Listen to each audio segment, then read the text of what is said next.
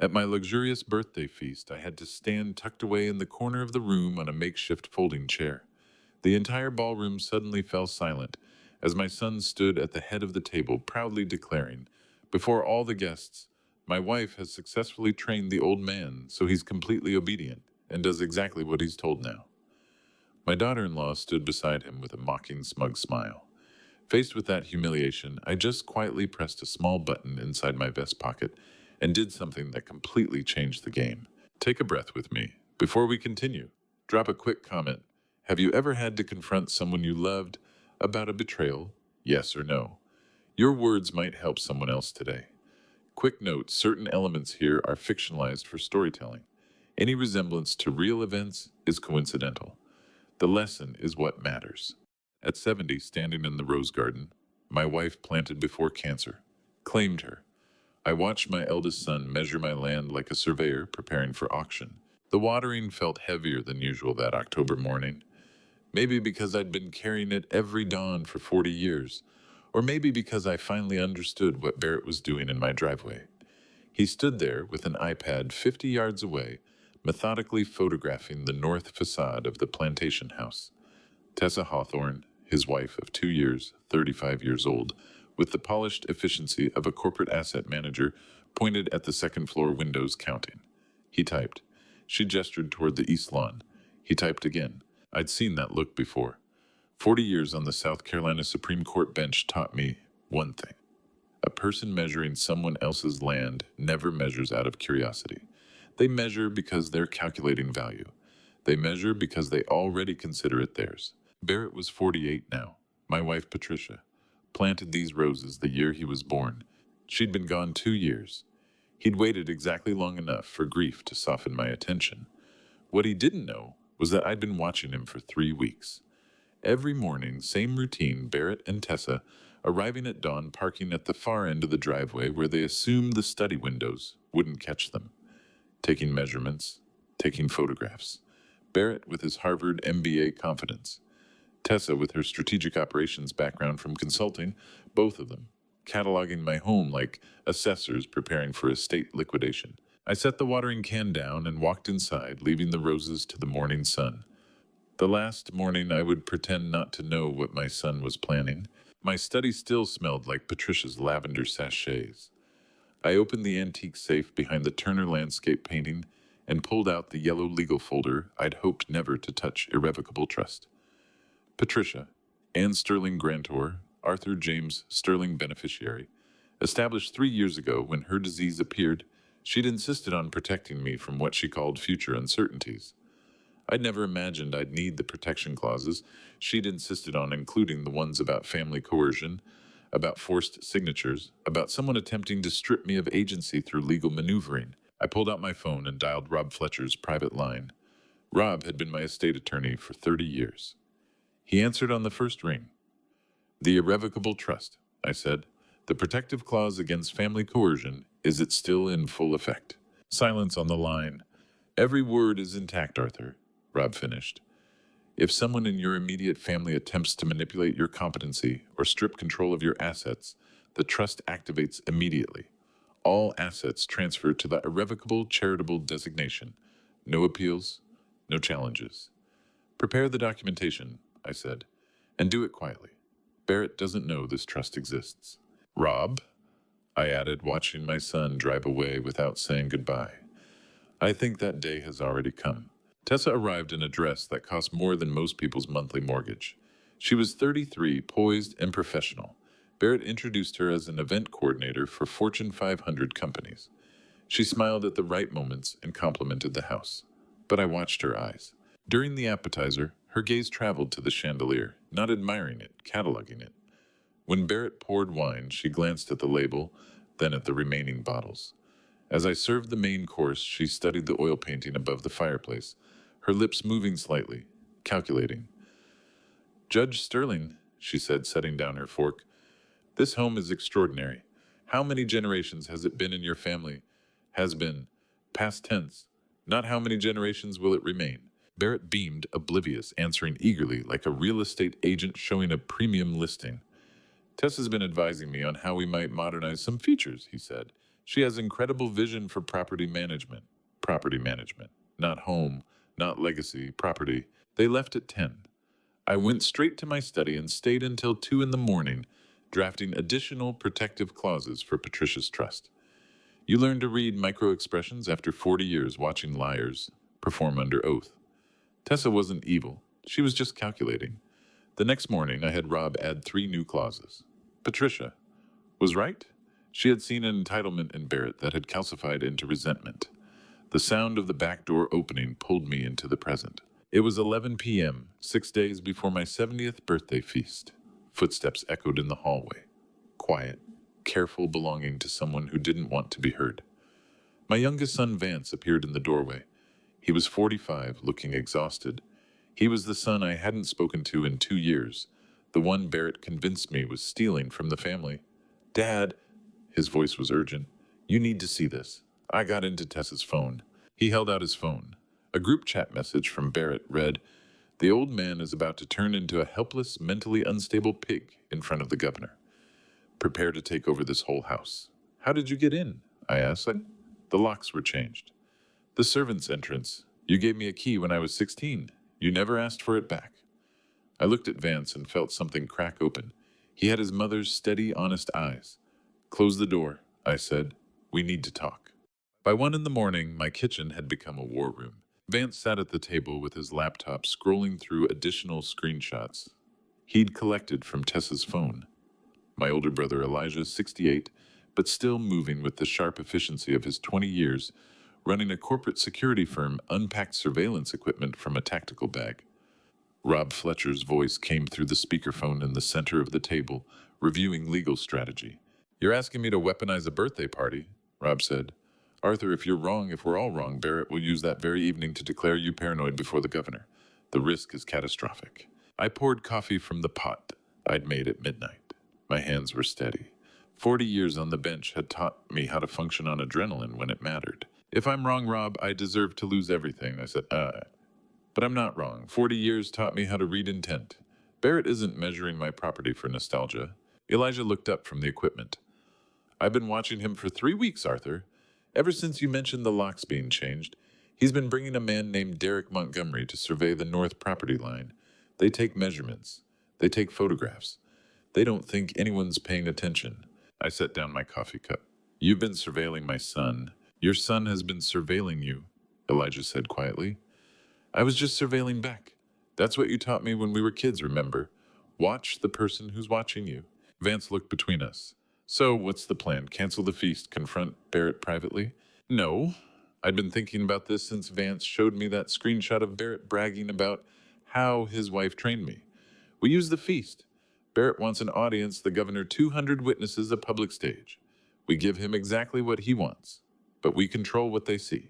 Rob's voice crackled through the speaker. "Explain." "Hidden cameras throughout the estate, digital evidence compilation, and a very large LED screen." I looked at Elijah. "Can you wire this house without Barrett knowing?" "I can wire the entire plantation by Thursday," Elijah said. "Audio, video, motion sensors. He won't know until we want him to know. Then do it. Vance, I need every piece of evidence. You have screenshots, recordings, anything that shows what they're planning. Rob, I need the trust documents in perfect order, and I need you to confirm something." "Go ahead," Rob said. "If I activate the irrevocable protection clause at the feast in front of witnesses, with documented evidence of coercion, can Barrett challenge it?" Long pause. Then, "Not if you do it correctly. Not if you have the governor there as witness. Not if you document everything. Arthur, this is brilliant or insane. I'm not sure which." "It's both," I said. "That's how I know it will work. Here's what they don't tell you about being a father. Sometimes the moment you think you're teaching strength is the exact moment you're teaching resentment, and you won't know which one it was until the consequences arrive decades later with a measuring tape and an iPad." Vance closed his laptop. "Dad, why did Barrett hate you enough to do this? I never understood. You gave him everything." The memory surfaced before I could stop it. Barrett at 18, holding his Harvard acceptance letter in the living room, his face glowing with pride. Patricia, standing beside him, her hand on his shoulder. Me, standing by the window, about to make the mistake that would define the next 30 years. I'd refused to pay his tuition. Not because I couldn't afford it. Not because I didn't believe in him, because I thought I was teaching him the same lesson my father had taught me, that nothing worth having comes without struggle, that privilege must be earned, that pressure creates character. You've been accepted to Harvard, I'd said, keeping my voice level and judicial. Congratulations. Now here's what you need to understand about real pressure. You'll pay for it yourself the way I did.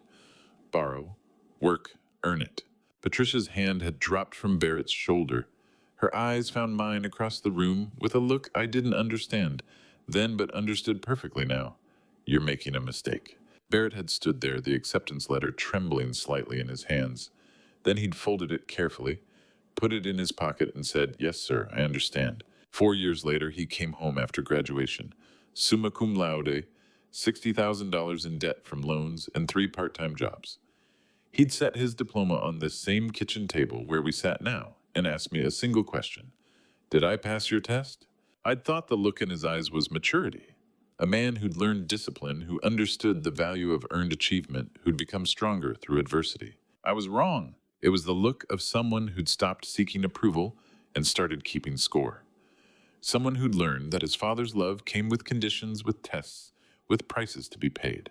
Someone who'd spent 4 years not building character but calculating revenge. I set down my coffee cup and looked at Vance across the kitchen table, the son I'd exiled because I believed Barrett's lies and wondered how many other tests I'd failed without knowing I was being graded.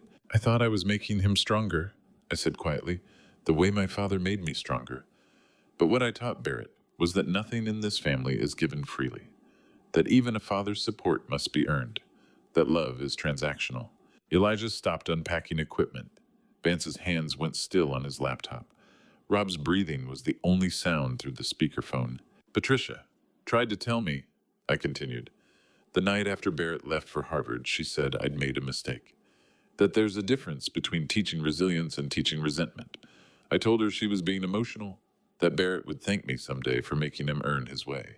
I looked at the 3 men in my kitchen, my brother, my son, my attorney, all of them waiting. He never thanked me, I said. But 30 years later, he's here with an iPad and a wife who catalogs my property like it's already hers. And now I understand I didn't teach him to be strong. I taught him that the man who raised him would rather test him than simply love him. That was the lesson. And this, I gestured at Vance's laptop with Barrett's message glowing on the screen. This is the result. The kitchen fell silent. And now the bill had come due.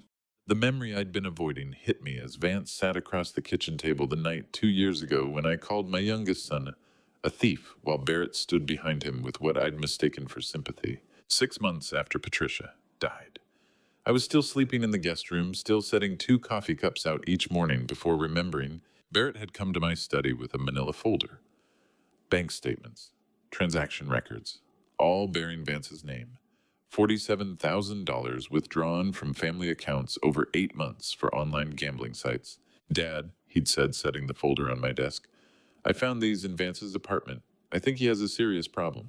I'd called Vance to the house that night, confronted him in the living room with the evidence spread across the coffee table. $47,000, Vance?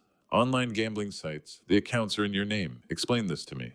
Vance had been 43 then, with his mother's steady eyes and her inability to lie convincingly. He'd looked at those documents like he'd never seen them before, which I now understood he hadn't. Dad, I swear I didn't. I've never gambled in my life. Someone set this up. Please, you have to believe me. Barrett had stood behind Vance, his hand on his younger brother's shoulder. Dad, maybe we should get him help. There are programs for gambling addiction. We don't have to exile him. I'd looked at my youngest son, the one who'd sat with his mother through every chemotherapy session, who'd held her hand when she died, and I'd seen a stranger, a liar. Get out, I'd said. Tonight, don't come back until you're ready to tell me the truth. Vance had left. Barrett had stayed making tea, talking about responsibility and tough love until midnight. I'd believed every word. You might wonder how a man who spent 40 years evaluating evidence could be fooled by forged bank statements.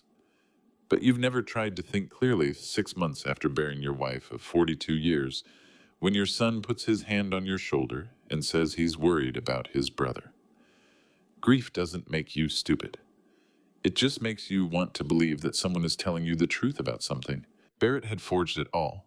The accounts, the transactions, every document sophisticated enough to fool a grieving judge who trusted the prosecutor. He hadn't just wanted my estate, he'd wanted to isolate me first, remove my allies, make sure that when the final move came, I'd be alone. Except I wasn't alone anymore. Elijah's security team arrived at 9 the next morning, 5 days before the feast. 3 men in an unmarked van with a plumbing company logo. They worked for 6 hours installing cameras so small I couldn't spot them, even when Elijah showed me their locations. Living room ceiling fixture, upstairs hallway smoke detector, Barrett's study bookshelf, master bedroom closet, garage tool cabinet, kitchen cabinet, dining room chandelier, 7 cameras, 7 angles, every conversation, every movement they thought was safe. Elijah personally handled the T-swap. He'd had the ginseng powder tested at a private lab. Low-dose benzodiazepine mixed with the tea leaves. Just enough to cause short-term memory issues, confusion, difficulty concentrating. She'd been poisoning me for at least 3 months. The symptoms would look like early cognitive decline, Elijah explained, holding up both containers. Harmless enough individually, but documented over time combined with the right testimony, it would be enough for Barrett to petition for guardianship. I finished, and I'd have no defense because my own confusion would prove his case. Elijah swapped the containers. Tessa's drugged blend went to the lab as evidence. Harmless chamomile went into the cabinet in its place. Then the performance began. Acting senile is easier than you'd think. You just take all the small frustrations of being 70 and amplify them into performance, like turning up the volume on a radio that's already playing static. The keys that sometimes stick in locks, now they stick for 2 full minutes while I fumble and mutter. The names that occasionally slip, now I call Elijah by my late brother's name. The dates that blur when you're retired now, I ask what year it is with genuine confusion. At 4 in the afternoon, Tessa returned from errands.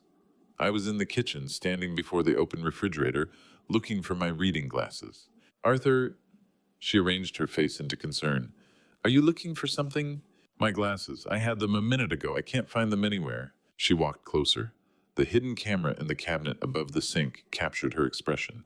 Not worried, calculating. Checking symptoms against some mental list. Arthur, they're on your head. I reached up, touched the glasses, let my face register confusion and embarrassment. Oh, of course. How silly of me. She smiled, patted my arm.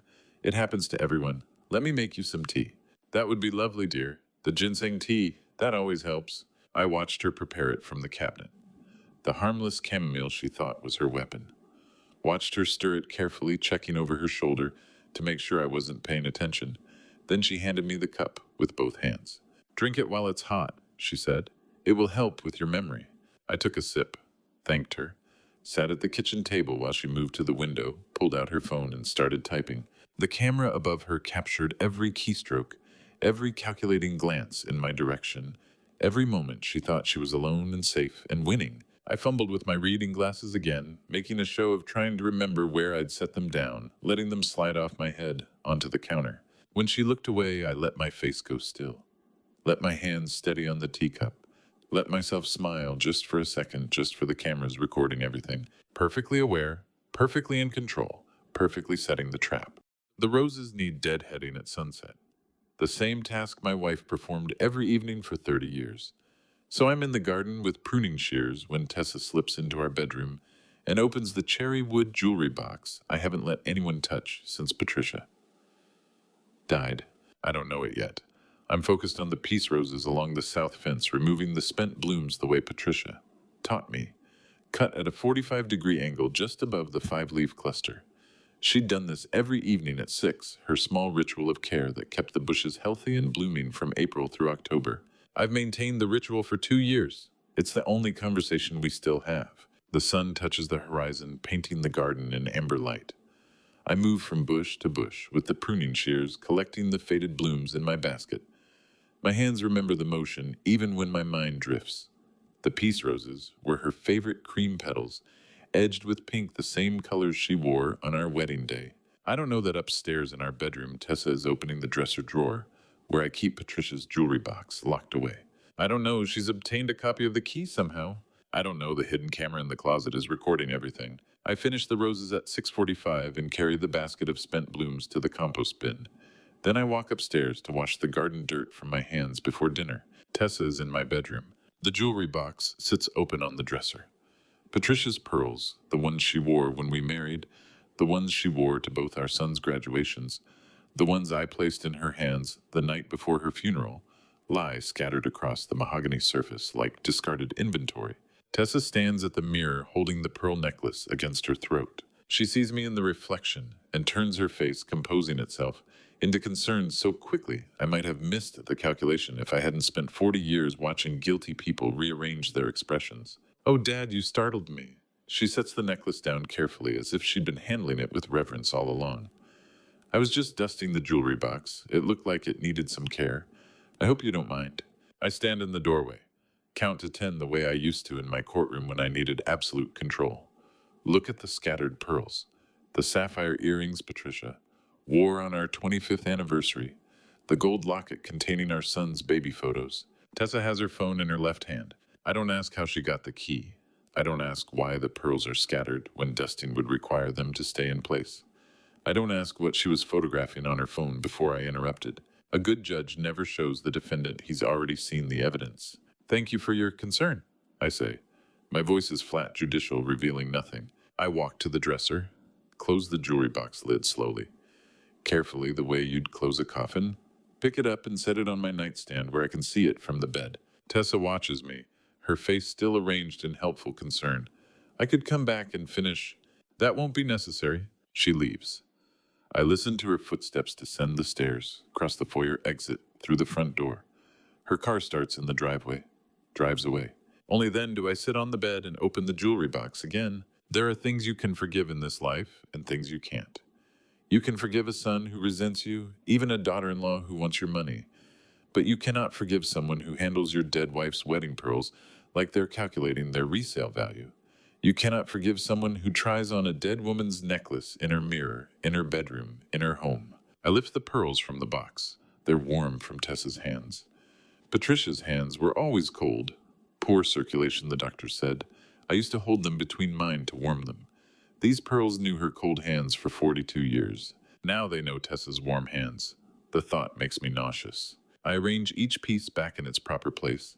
The pearls in their velvet slot, the sapphire earrings in their satin pocket, the gold locket centered exactly where Patricia always kept it. Order restored, but the violation remains.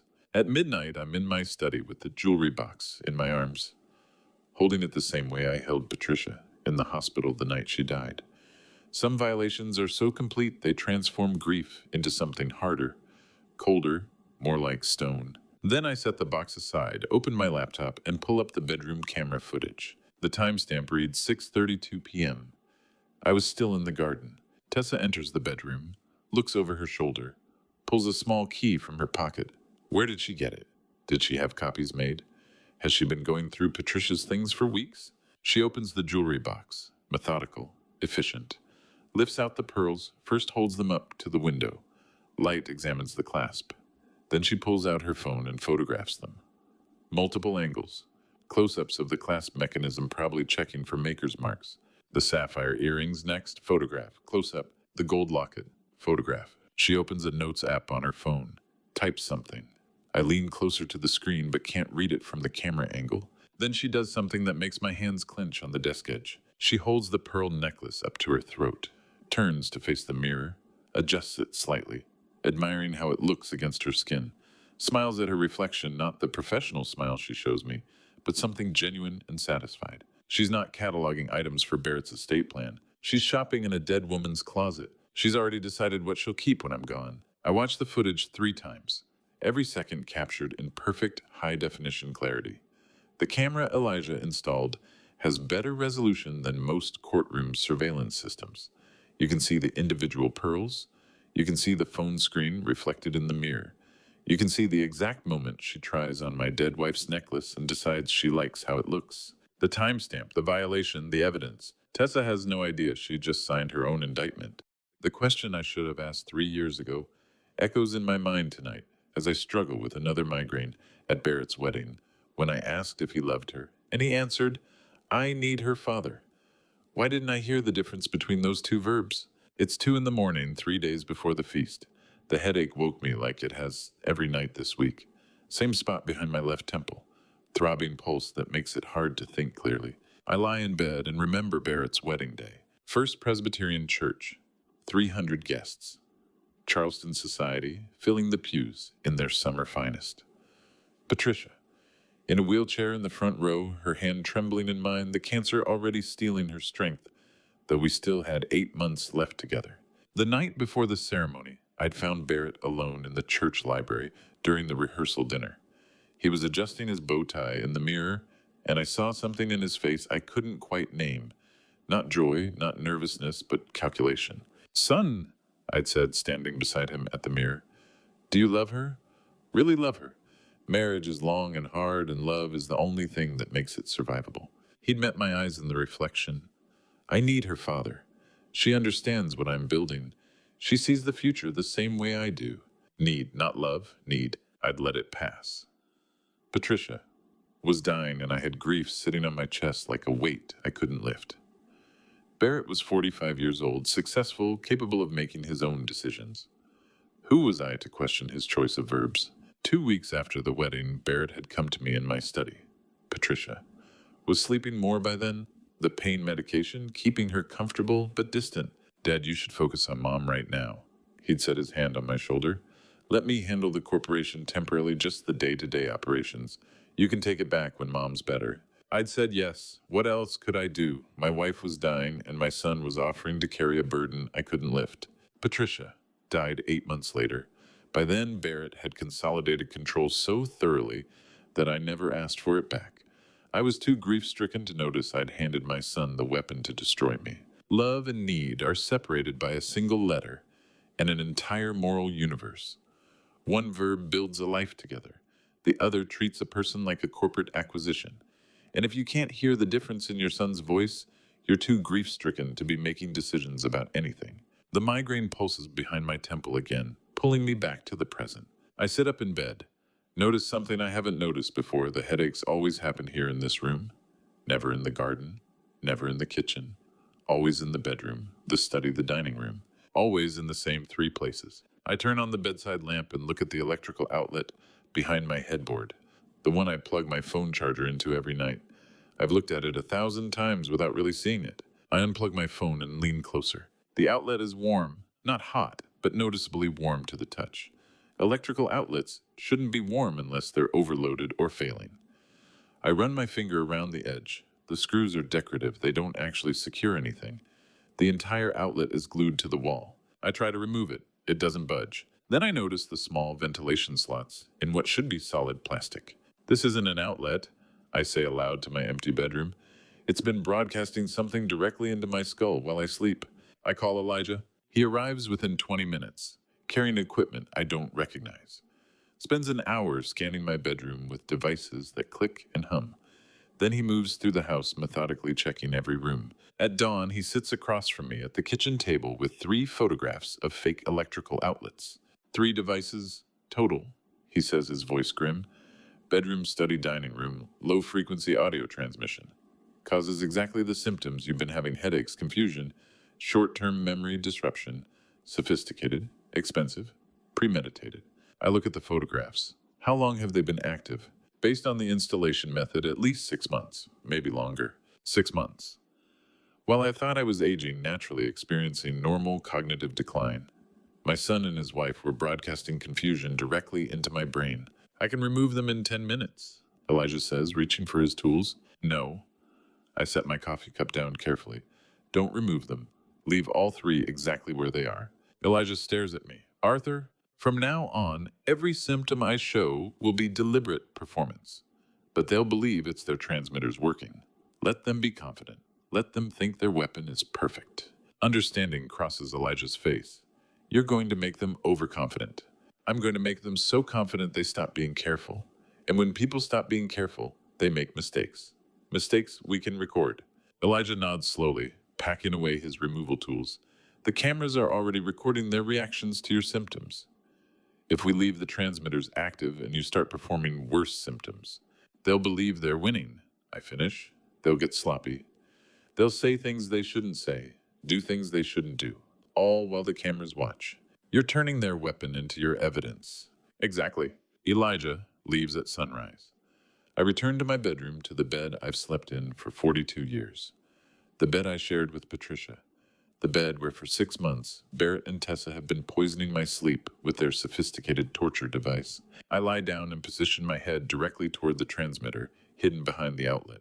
For the first time in 6 days, I sleep soundly, because now I know exactly what weapon they're using, and I'm about to turn it against them. 3 audio frequency transmitters, hidden in my own home, broadcasting confusion into my brain, while Barrett and Tessa watched me decline. But they made one critical error. They assumed I would remove them when I found them, assumed I would react like a victim. Instead, I left every device exactly where it was, because the best way to win a war is to let your enemy believe their weapons are working perfectly, while you record every moment of their confidence. The video file arrives on my phone at 3 in the afternoon. No message from Vance, just a timestamp and a single word, watch. I'm in my study when I press play. The footage shows Barrett's office at Sterling Corporation. The hidden camera Elijah installed last week offers a clear view of Barrett's mahogany desk. Barrett enters at 2:47 p.m., locks the door behind him, sits at his desk and pulls out a legal document and 3 sheets of blank paper.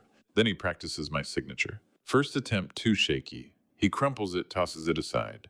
Second attempt better, but the S in Sterling loops wrong. He studies it, tries again. Third attempt, he's got it. He nods to himself, satisfied. Then he pulls the official document closer and signs my name at the bottom. I pause the video. Zoom in on the document header, appointment of Supreme Medical Guardian. Not power of attorney, not financial guardianship, medical guardian. I know what that document does. I helped draft South Carolina's medical guardianship statutes 30 years ago. A supreme medical guardian has sole authority to make all medical decisions for an incapacitated person, including the power to withdraw life support, refuse treatment, authorize do not resuscitate orders. Barrett just forged my signature on a document that would let him pull my breathing tube. I watch the video again. His hand is steady. His face shows no hesitation, no moral struggle. Just the focused concentration of a man completing a necessary task. There's a difference between stealing a man's money and forging the paperwork to pull his breathing tube. One is greed. The other is premeditated murder.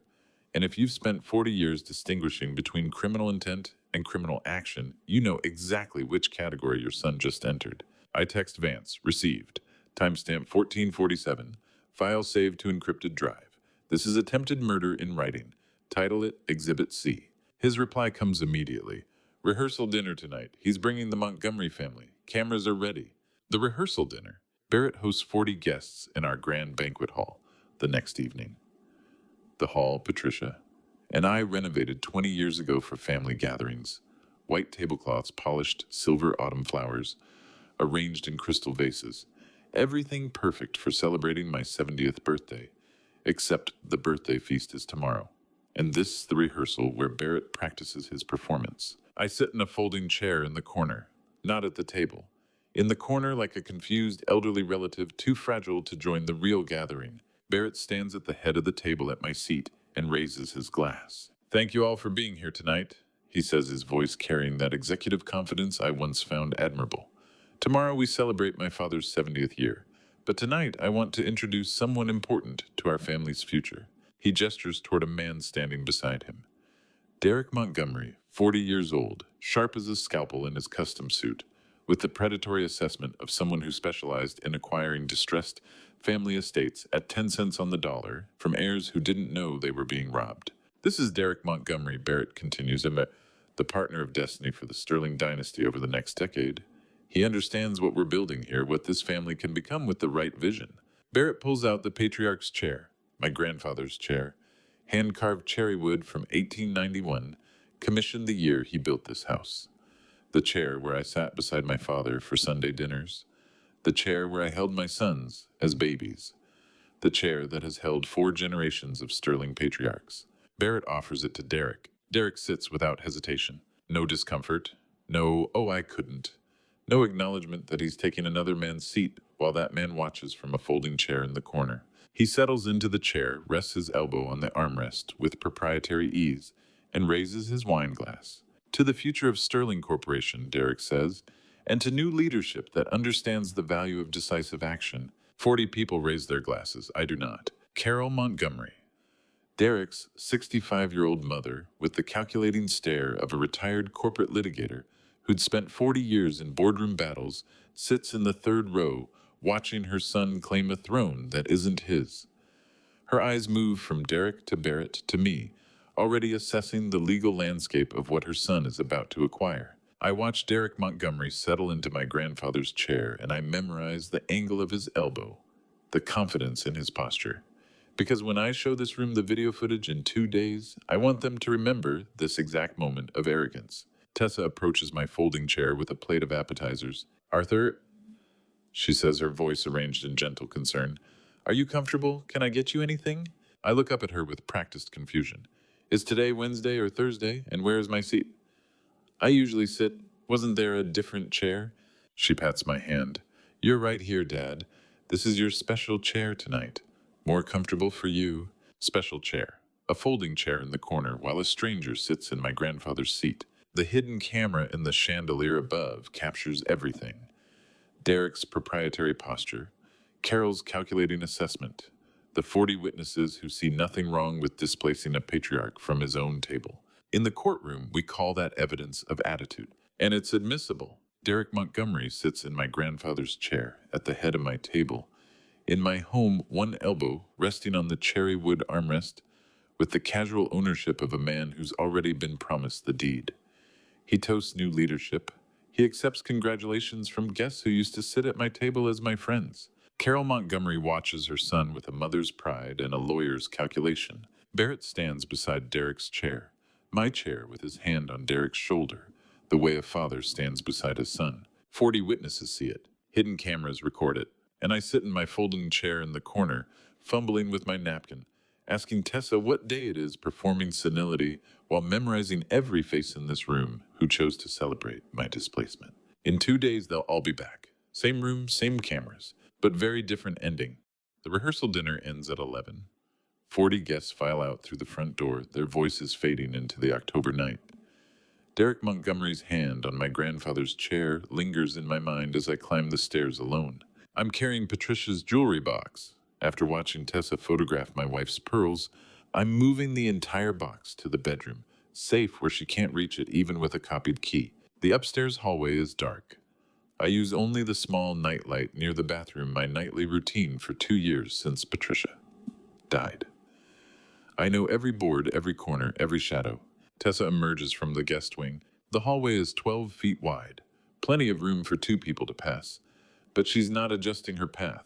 She's walking straight toward me. Her eyes track my position, my proximity to the staircase behind me, the jewelry box in my hands. I see her calculate. The collision happens at the top of the stairs. Her shoulder hits my chest with enough force to send a 70-year-old man backward. I lose my balance. My hip crashes into the hallway wall, and I fall sideways onto the hardwood floor. The jewelry box flies from my hands. The lid pops open on impact. Patricia's pearls scatter and roll across the dark floor like marbles escaping toward the stairs. I collapse onto the floor, a sharp pain shooting through my left wrist as I break my fall. Tessa stands over me. 3 seconds. She just looks down at me lying at her feet. No alarm in her eyes, no concern. Just cold assessment, making sure the impact achieved what she intended. Then she speaks, her voice flat. You should be more careful at your age, Dad. Falls can be very dangerous for elderly people. No apology, no offer to help. She steps over my legs and continues down the stairs, her footsteps fading into the first floor. I lie on the floor alone in the dark hallway. The hidden camera in the smoke detector 10 feet away captured everything. The calculated approach, the deliberate collision, the cold departure. You might think the worst thing about being knocked down in your own home is the physical pain, the bruise forming on your wrist, the indignity of picking up your dead wife's pearls off the floor at 70 years old. But the worst thing is the 3 seconds your daughter-in-law stands over you, making absolutely certain you understand she did it on purpose. I lie still for a full minute, letting my breathing settle, letting the cameras record the aftermath. Then I begin gathering the pearls, one by one, in the dim light.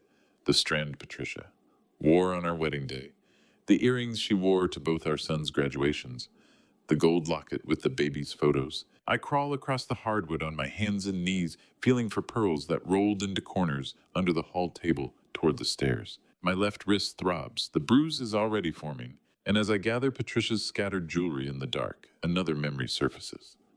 A summer afternoon 1 year ago when I first understood what Tessa was building, the backyard BBQ. Tessa's first family event as Barrett's wife. She'd invited 30 relatives and friends, set up picnic tables under the oak trees, hired a catering service decorated with cheerful bunting and fresh flowers. Everything perfect, everything elegant. Then she assigned me to work the outdoor drink station. Arthur, you'll handle the beverages, she'd said that morning, gesturing to a portable bar someone had delivered. Just iced tea and lemonade. Keep the pitchers full. Simple. I'd stood behind that bar for 3 hours in the August heat, serving drinks to guests while Barrett sat in the center of the lawn, holding court as the gracious host. Tessa by his side, laughing, playing hostess, accepting compliments on the lovely event. My elderly cousin Patricia, my late wife's sister, had approached the drink station an hour in. Arthur, she'd said, concerned, come sit with us at the table. You shouldn't be standing back there in the heat all afternoon. Tessa had intercepted smoothly. Oh, he prefers to stand there, Patricia. He's used to it. Makes him feel useful to contribute. Don't you, Dad?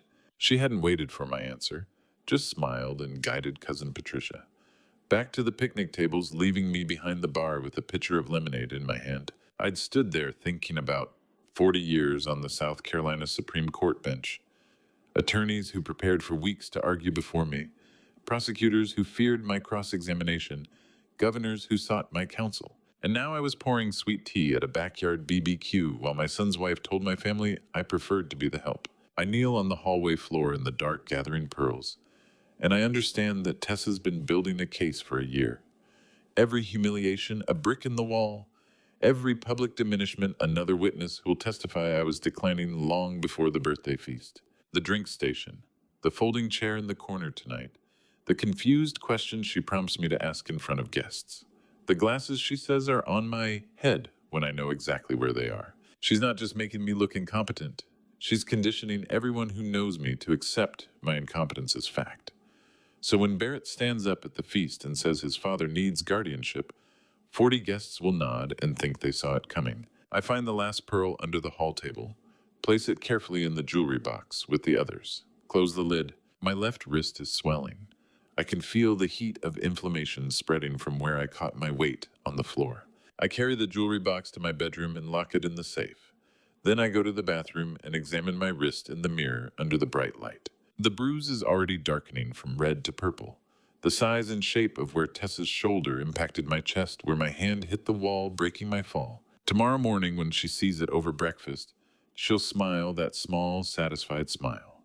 She'll text Barrett that the accidents are accelerating, that I'm becoming more fragile, that the timeline might need to move up, and I'll let her believe it, because the camera captured everything. The calculated approach in the hallway, the deliberate collision, the 3 seconds she stood over me making sure I understood. I'm building a case too, and mine comes with video evidence.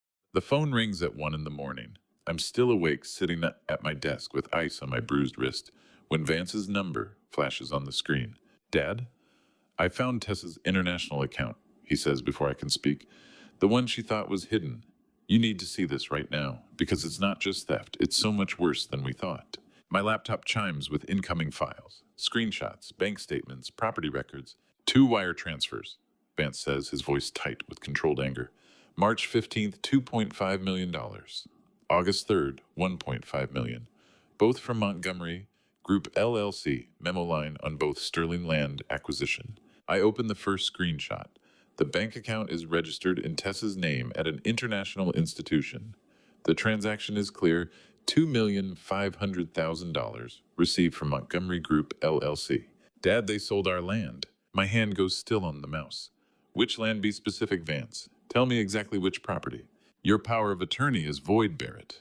The moment Tessa pushed your father, the moment you ordered sedatives in his tea, the moment you forged his signature, all of it triggered the trust clauses. You have nothing. I sit very still. Look out my study window toward the north property. Toward graves I've visited every Sunday morning for the past 40 years. My mother's headstone. My father's. The small marker for my stillborn sister who died in 1952. 4 generations of Sterling family buried in consecrated ground that my son just sold like a commercial lot. How much did he sell it for? My voice sounds distant, like it's coming from someone else.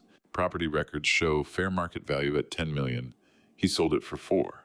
40% of value to Derek Montgomery through a shell company registered in a different county, filed the paperwork where you wouldn't see it. Money went straight to Tessa's account in 2 installments. I look at both screenshots side by side. $2,500,000. March 15th, 2024. $1,500,000. August 3rd, 2024. The exact price my son charged for selling his family's sacred ground. I sit at my desk looking at that March date, $2.5 million. March 15th, and I remember that was the week I told Barrett I wanted to visit my parents' graves for their anniversary. He said the North property was being treated for invasive species, and I should wait a few weeks.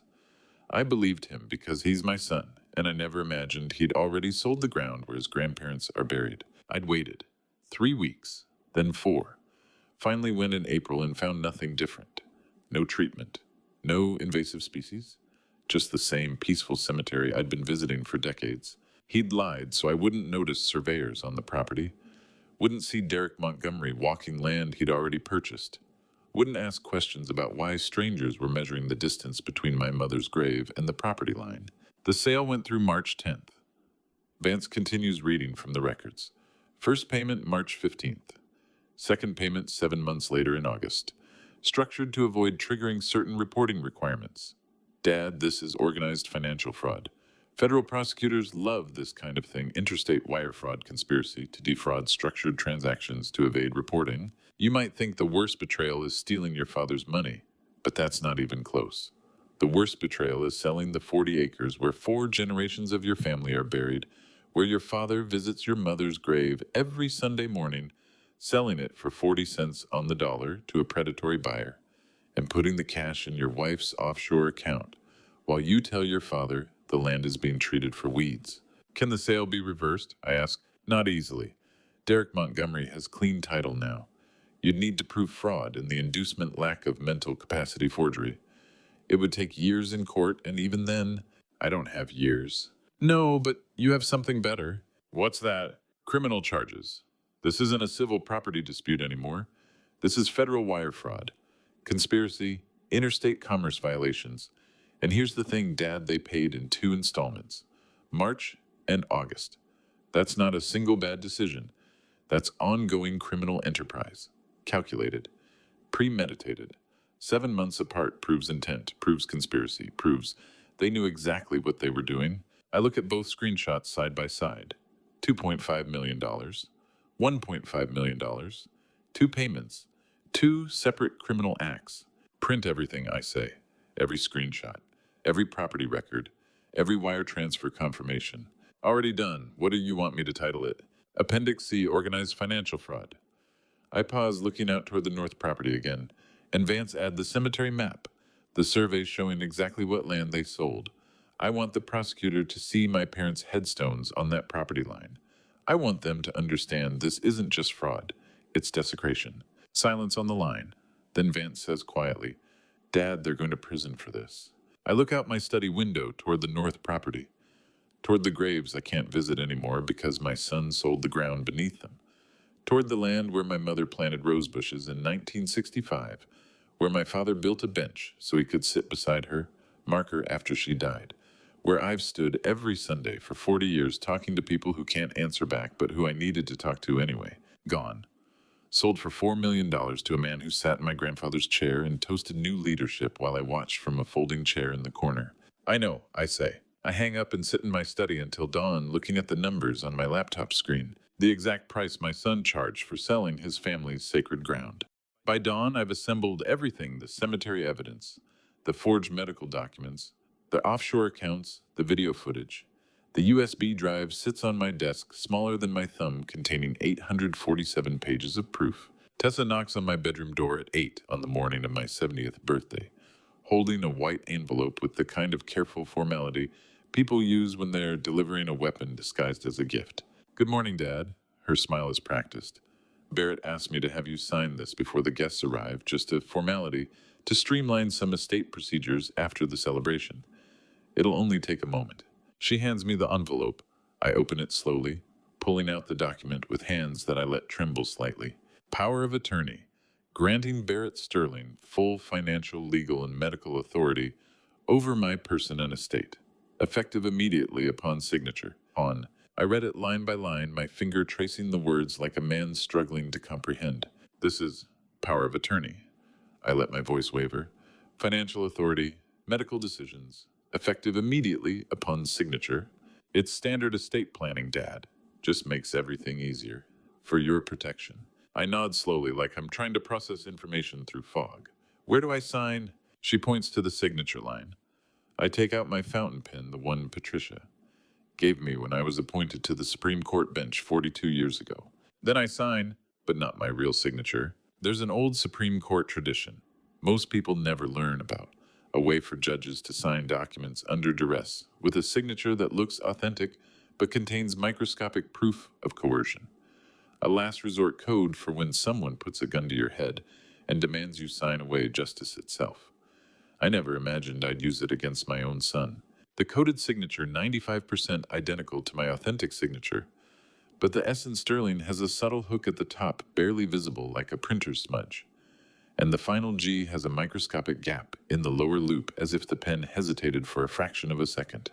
Those two marks transform the signature from authentic to implicit revocation. Any Supreme Court judge who sees it will know immediately this document was signed under duress and is legally void. Rob Fletcher knows the code. The 3 sitting justices on the South Carolina Supreme Court know it. And that's all.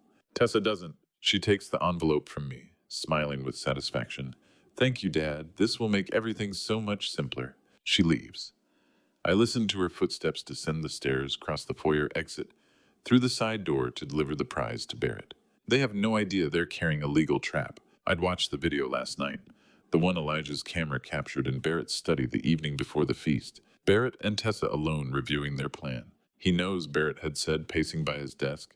I saw the way he looked during the rehearsal dinner. He knows something. Tessa had been dismissive. So what evidence does he have I burned all the paper documents from the safe 3 months ago?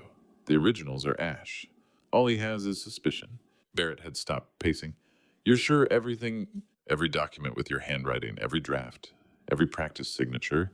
I burned them all in the fireplace and scattered the ashes in the garden. Barrett had smiled then. That confident smile I used to love when he was young and clever.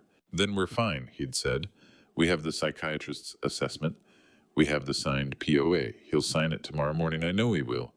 We have the governor sitting in the front row. An old man's feelings can't win against legal documents and medical authority. By tomorrow night, this is over. He'd laughed. I watched Barrett laugh on the laptop screen in my study at midnight, replaying that recording for the 3rd time, and I remember every time I heard that same laugh when he was young, when he'd figured out a clever solution to a problem, when he'd outthought his teachers or won a debate or discovered a loophole in my arguments. The same intelligence that made me proud when he was 10 years old is now the weapon he's using to try to destroy me at 70. But there's something Barrett doesn't understand. He thinks evidence must be paper to exist. He thinks Tessa burning documents in the fireplace erased his crimes. He thinks an old man's feelings are the same as an old man's proof. He's wrong on all 3 counts. I close the laptop and pick up the USB drive from my desk, smaller than my thumb, containing everything. 7 cameras, weeks of footage. Barrett forging my signature 3 practice attempts, visible on video. Tessa photographing Patricia's jewelry, trying on the pearls. The hallway assault captured in perfect night vision clarity. Audio recordings of conspiracy planning. Bank statements showing the offshore accounts. Property records documenting the cemetery sale. Wire transfer confirmations for $4 million. The coded POA signature analysis Rob will present to any judge who questions its validity. 847 pages of compiled evidence, all digital, all backed up, all admissible in court. Barrett thinks I only have an old man's feelings because Tessa burned the paper. He doesn't know I spent 40 years learning that the strongest evidence isn't what you can touch, it's what you can prove. And he doesn't understand the oldest lesson of the courtroom. The most confident person in the room is usually the one who's least prepared for what's coming. I look out my bedroom window. Catering trucks are arriving. The event company is setting up tables in the grand hall. In 4 hours, 200 guests will fill my home for a celebration. Barrett thinks he's throwing a birthday party, where he'll publicly demonstrate my incompetence before the governor and declare himself my guardian. He's wrong about that too. What he's actually doing is assembling 200 witnesses to watch his own prosecution. I shower, shave, dress in the suit Patricia bought me for our 40th wedding anniversary. Dark blue, perfectly tailored, the suit of a man who spent 4 decades commanding respect from a Supreme Court bench. In the vest pocket, I place a small red button remote, the one that controls input 2 on the LED screen Elijah will install this morning. Barrett controls input 1, his family slideshow, his carefully curated tribute to the Sterling dynasty. I control input 2, 847 pages of evidence. One button press. That's all it will take. At 10 in the morning, the final weapon arrives. Elijah supervises 3 technicians wheeling an enormous LED screen into the grand banquet hall, the kind of display you'd see at corporate conferences or political rallies, 500 inches of high-definition clarity. The lead installer, a young man with the tired patience of someone who's explained technical specifications too many times, points at the connection panel on the back of the screen. Sir, I'm not understanding why you need 2 completely separate input channels. One HDMI connection handles everything you'd need for a presentation. The dual input configuration you're requesting is redundant and complicates the setup. Elijah doesn't miss a beat. Backup system. For an event this important, we need redundancy. The primary input connects to Mr. Sterling's laptop for the family tribute slideshow. The secondary input serves as failsafe in case of technical difficulties. The installer shrugs and connects both channels. Input 1 runs directly to Barrett's laptop, already loaded with the family photos and video tributes he's been curating for weeks. Input 2 connects to a wireless receiver that Elijah mounts discreetly behind the screen's frame. The secondary input activates with this remote. Elijah explains, demonstrating the red button device. One press switches instantly from input 1 to input 2. Silent transition, no lag time. I watch from the banquet hall doorway, my hand resting in my vest pocket, where an identical remote sits. The weight of it, barely 3 ounces, feels heavier than it should. Barrett appears twice during the installation, checking progress with the proprietary interest of someone who's planned every detail. Each time he examines input, one's connection, nods with satisfaction at the screen's impressive size, and returns to his other preparations. He never asks about the second input channel, never notices the wireless receiver hidden behind the frame. Elijah meets my eyes across the room, once gives the slightest nod. The system is ready. Barrett controls what 200 guests will see on that screen, unless I press a button. At 11:45, Governor Raymond Boyd's car pulls into the drive. 2 hours early. I'm in the main hall reviewing seating arrangements when Elijah appears at my elbow. Arthur, Boyd's here, 2 hours ahead of schedule. I set down the seating chart and walk to the entrance. Raymond Boyd, 62 years old now, but still moving with the confident energy that made him a formidable prosecutor. Before he entered politics, climbs the front steps with the easy familiarity of someone who's visited this house dozens of times over 3 decades. Arthur, he shakes my hand firmly. I hope you don't mind the early arrival. Wanted a few quiet words before the circus begins this afternoon. Of course not, Raymond. You're always welcome. We stand in the main hall making small talk about his drive from Columbia, about the unseasonably warm October weather, about the upcoming legislative session.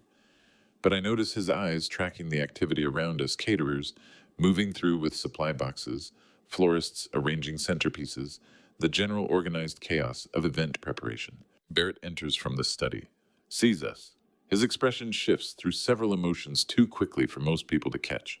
But I see them surprise at Boyd's early arrival, concern about what we might be discussing, strategic recalculation. He crosses to us with his executive smile firmly in place. Governor Boyd, Barrett extends his hand. What an honor that you're here. And early, too, we're so grateful for your presence at Dad's celebration. Then he does something that makes my jaw tighten. He places his hand on my shoulder, a gesture that looks affectionate, filial. But I feel the weight behind it, the subtle pressure, the message being sent to Boyd and anyone else watching. I'm the son taking care of my aging father. I'm the responsible one. I'm in charge here. Governor Boyd's eyes narrow. Just a fraction, just for a second. But I see it, and I know what it means. Raymond Boyd studied law under me 35 years ago at USC, sat in my classroom 3 mornings a week for 3 years later, brought cases before my bench when he was a prosecutor. He's watched me deliver hundreds of verdicts, observed every gesture, every posture, every tell I developed over 4 decades on the bench. He knows how I stand when I'm uncertain. He knows how I stand when I'm being courteous. And he definitely knows how I stand when I've found something the defense doesn't know I've found. Well, Barrett says, squeezing my shoulder one more time before releasing, I should check on the kitchen staff. Governor, will see you at 2 for the formal program. He leaves. His footsteps fade toward the back of the house. Boyd watches him go, then turns to study me. The silence stretches for 5 seconds, 10. Arthur, he says finally, his voice quiet enough that the caterers passing through the hall won't hear. You're standing the way you stood before delivering verdicts in cases where you'd found something the defense didn't know you'd found. I keep my face neutral. I'm just standing Raymond. No, he shakes his head slightly. I watched you for 3 years in law school, observed you from the gallery for another 10 when I was prosecuting cases in your courtroom. You have tells, Arthur, postures you adopt when you're about to rule. And right now, with your son's hand on your shoulder, you were standing in your verdict stance. I don't respond immediately. Consider my options. Boyd is smart, observant, and most importantly, he's here 2 hours early, which suggests some instinct told him to arrive before the planned program begins. It's my birthday celebration, Raymond. Perhaps I'm just thinking about turning 70. Perhaps, but his eyes don't leave mine. Or perhaps something else is happening today that I should be aware of. Just a family gathering, with 200 guests and the kind of tension I just witnessed between you and Barrett. He pauses. Arthur, if you need... What I need, I say carefully, is for you to be here at 2 o'clock. Present, observant, as a friend who's known me for 35 years. Understanding crosses his face. Not full understanding, he doesn't know what's coming, but enough to realize this isn't a simple birthday party. I'll be here, he says quietly. Front row. And Arthur, I'll be paying attention. He excuses himself to make some phone calls before the feast begins. I watch him walk toward the study, then look down at my vest pocket, where the red button remote sits waiting. Governor Boyd studied under me for 3 years. Observed hundreds of my rulings from the gallery. Later brought cases before my bench as a prosecutor.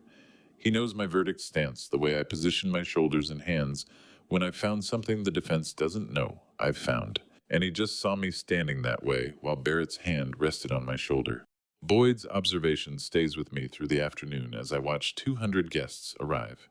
He knows I'm planning something. He doesn't know what, but he'll be watching. At 1 in the afternoon, I round the corner to the back hallway and hear Barrett's voice through the half-open service door, urgent, almost pleading. I stop, stand against the wall where the hallway shadows hide me. You agreed to this 3 weeks ago. Barrett's voice carries the sharp edge of someone whose plan is unraveling. I paid you $50,000. A woman's voice responds calm but firm. Dr. Helen Marsh, the psychiatrist, Barrett hired to sign Arthur's incompetency assessment. I recognize her name from Vance's research, and I'm returning every cent. The sound of an envelope hitting a surface. I can't sign this assessment with Governor Boyd sitting in the front row. He's known me for 20 years. If there's an investigation afterward, he's the first witness they'll call. I won't commit perjury in front of the governor of South Carolina. The assessment is accurate. You evaluated him yourself. I evaluated him for 30 minutes in your office while you stood behind him making notes. That's not a proper psychiatric evaluation, Barrett, and you know it. And this document, paper rustles, concludes he's incompetent to manage his own affairs. Based on that 30-minute conversation, no reputable psychiatrist would sign this. Then you should have told me that 3 weeks ago before I paid you. I'm telling you now. Find someone else to lie for you? Footsteps approach the door. I move quickly down the hallway, disappearing into the kitchen before Dr. Marsh emerges. I watch through the kitchen window as she walks to her car envelope in hand and drives away. Barrett stands in the service doorway for a long moment, his hand gripping the doorframe. Then he pulls out his phone and makes a call. I can't hear the conversation, but I see his face through the window. See the moment he realizes he'll have to deliver the psychiatric assessment himself. See him lose the credibility shield he'd been counting on. See his plans start to crumble. Before I walk into that banquet hall with Vance beside me, are you still with me? Comment. If you think this counterattack will work, or B, if Arthur is about to lose everything, add one short reason why. A quick note, some details ahead are recreated for narrative impact, but the lesson is what matters. If dramatized storytelling isn't for you, feel free to stop here. At 7 o'clock, the grand banquet hall fills with 200 guests. The LED screen displays a loop of Sterling family photos on input 1. Barrett's carefully curated tribute to 4 generations of success. Jazz quartet playing softly in the corner. White tablecloths, crystal glasses, autumn flower arrangements. Barrett stands at the entrance greeting arrivals, Tessa beside him in a designer gown, both playing the role of devoted son and daughter-in-law hosting their father's celebration. I wait in the side hallway with Vance. "You're sure about this?" Vance asks quietly. "I'm sure. Once we walk in together, everyone will know. They'll know you didn't believe Barrett's lies about me. They'll know something's wrong." That's exactly what I want them to know. I adjust my vest pocket where the red button remote sits. Check my tie. Take a breath. "Your brother saved you a seat," I say, "right beside me." We enter the banquet hall together. Father and youngest son walking side by side for the first time in 2 years in front of 200 witnesses. The room doesn't go silent, that would be too dramatic. But I feel the shift. Conversations pause. Heads turn. People who believed Barrett's story about Vance's gambling problem in exile now see us together, and their expressions shift from confusion to curiosity to realization that something about the narrative they've been told doesn't match what they're seeing. Barrett stands at the head table, sees us. His face goes carefully neutral, but I catch the flash of panic in his eyes. I don't go to the honorary seat. Barrett reserved the smaller chair he'd positioned for me. In the second row, the seat that says "Beloved Patriarch being honored," but really means too fragile to sit at the head table. Instead of a place of honor, I was directed to the far corner of the ballroom. Barrett and Tessa had completely humiliated me by removing my nameplate from the head table, forcing me to stand tucked away in the corner of the room on a makeshift folding chair. I sat there in the shadows, watching Derek Montgomery occupy my grandfather's cherry wood seat. I let them believe they had successfully sidelined the old man while I quietly waited for the clock to strike 2. 200 faces turned toward us, and for the first time in 48 years, I see uncertainty flicker across my son's face. Derek Montgomery stands awkwardly near the honorary seat, looking between Barrett and the chair I've claimed. "Barrett, where should I?" "Anywhere is fine, Derek." Barrett's voice is strained. "Just find a seat." Governor Boyd sits in the front row, watching everything with the trained observation of a man who spent 20 years as a prosecutor. His eyes meet mine. He nods slightly. Tessa approaches the head table, her smile fixed in place. "Arthur, that seat is—" "My seat," I say quietly. "In my home, at my birthday celebration. I believe I'll sit where I've sat for 40 years. She hesitates, then retreats to Barrett's side. Barrett approaches as the guests settle into their seats, leans down close to my ear, speaking so only I can hear. "Bringing Vance changes nothing, Father. You're still the failing patriarch who needs guardianship. This little display just makes you look more confused." I touch the red button remote through my vest pocket. Feel its small weight, its tremendous power. "Too late, son," I say quietly. He straightens, stares down at me. "Too late for what?" I don't answer. Just hold his gaze steadily, the way I used to hold a defendant's gaze when I knew the verdict they were about to hear would destroy them. His face shifts. Confusion. Then the beginning of something that might be fear. He's searching my face for meaning. Searching for what he's missed. And I can see the exact moment he realizes that somewhere in his perfectly constructed plan, there's a flaw he didn't account for. He just doesn't know what it is yet. Barrett recovers quickly. His face smooths back into the confident executive mask he's worn all evening. He stands, taps his wine glass with a fork until the room quiets. "Thank you all for being here tonight to celebrate my father's 70th birthday. His voice carries perfectly across the hall. "Before we continue with dinner, I think Dad would like to say a few words." His hand appears on my shoulder, gentle, solicitous, and he announces to the crowd that I'd like to address everyone. 200 faces turn toward me. I stand, slowly gripping the table edge for support I don't actually need. Make my way to the small stage at the front of the hall, where the podium stands beside the enormous LED screen, still displaying input one's family photos. The steps up to the stage are only 3, but I take them carefully, one hand on the rail, letting my movements look uncertain. At the podium, I grip it with both hands. Look out at the crowd. Let my eyes seem to lose focus for a moment before finding them again. "Thank you all for—" I pause as if the words have slipped away. "For coming to celebrate—" What was it, Barrett? Barrett stands at the base of the stage. "Your 70th birthday. Dad." "Yes, 70 years." Another pause. I look around the room like I'm trying to remember why I'm standing here. I'm grateful for all of you, for being here in this house, this beautiful house that Patricia, my voice catches slightly, that my wife loved so much. I ramble, talk about the plantation's history in disconnected fragments, mention my Supreme Court career, but get confused about which year I retired. Thank people for coming to this lovely gathering without quite explaining what the gathering is for. From my position at the podium, I can see Barrett in my peripheral vision. He turns to Tessa, nods almost imperceptibly. The gesture says, perfect. Exactly as we expected. The performance is working. But Governor Boyd sits in the front row, and I can see his face clearly. His eyes are on my hands gripping this podium with absolute steadiness. No tremor, no shake. The control of someone who spent 40 years commanding courtroom attention, who learned to keep every gesture deliberate and measured, even when delivering verdicts that would destroy lives.